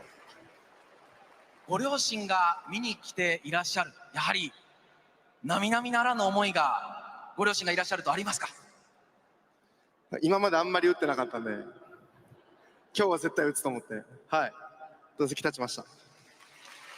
今ご両親もどこかでご覧になっていると思います。ご両親に向けてもでは一言、まず力強いメッセージいただけますか？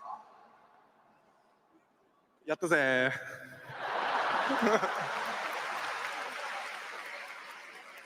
そして今ファンの皆さんも沸きましたが、バッティングだけではありません。今日は7回、バントが決まればピンチ拡大の場面で見事な守備がありました。軽快な守備は振り返っていただけますか？いや、ランナー2、3塁になったらもう同点のピンチなのはもう本当、誰もが分かってたことだったんで、もう絶対にもう宮さんの前でボール飛んだら絶対自分が取ってやると思って、本当ずっとやつさんともこのプレーは練習してたんで、練習通りいいプレーができたかなと思います。本当にビッグプレーだったと思います。ホークス相手に勝ち越しとお伝えしてきましたが、今日勝ったことによってファイターズは今シーズン貯金最多13になりました。この貯金最多13をホームエスコンフィールド北海道で決められた大きな意味があると思います。そのあたりは清宮さんいかがでしょうか？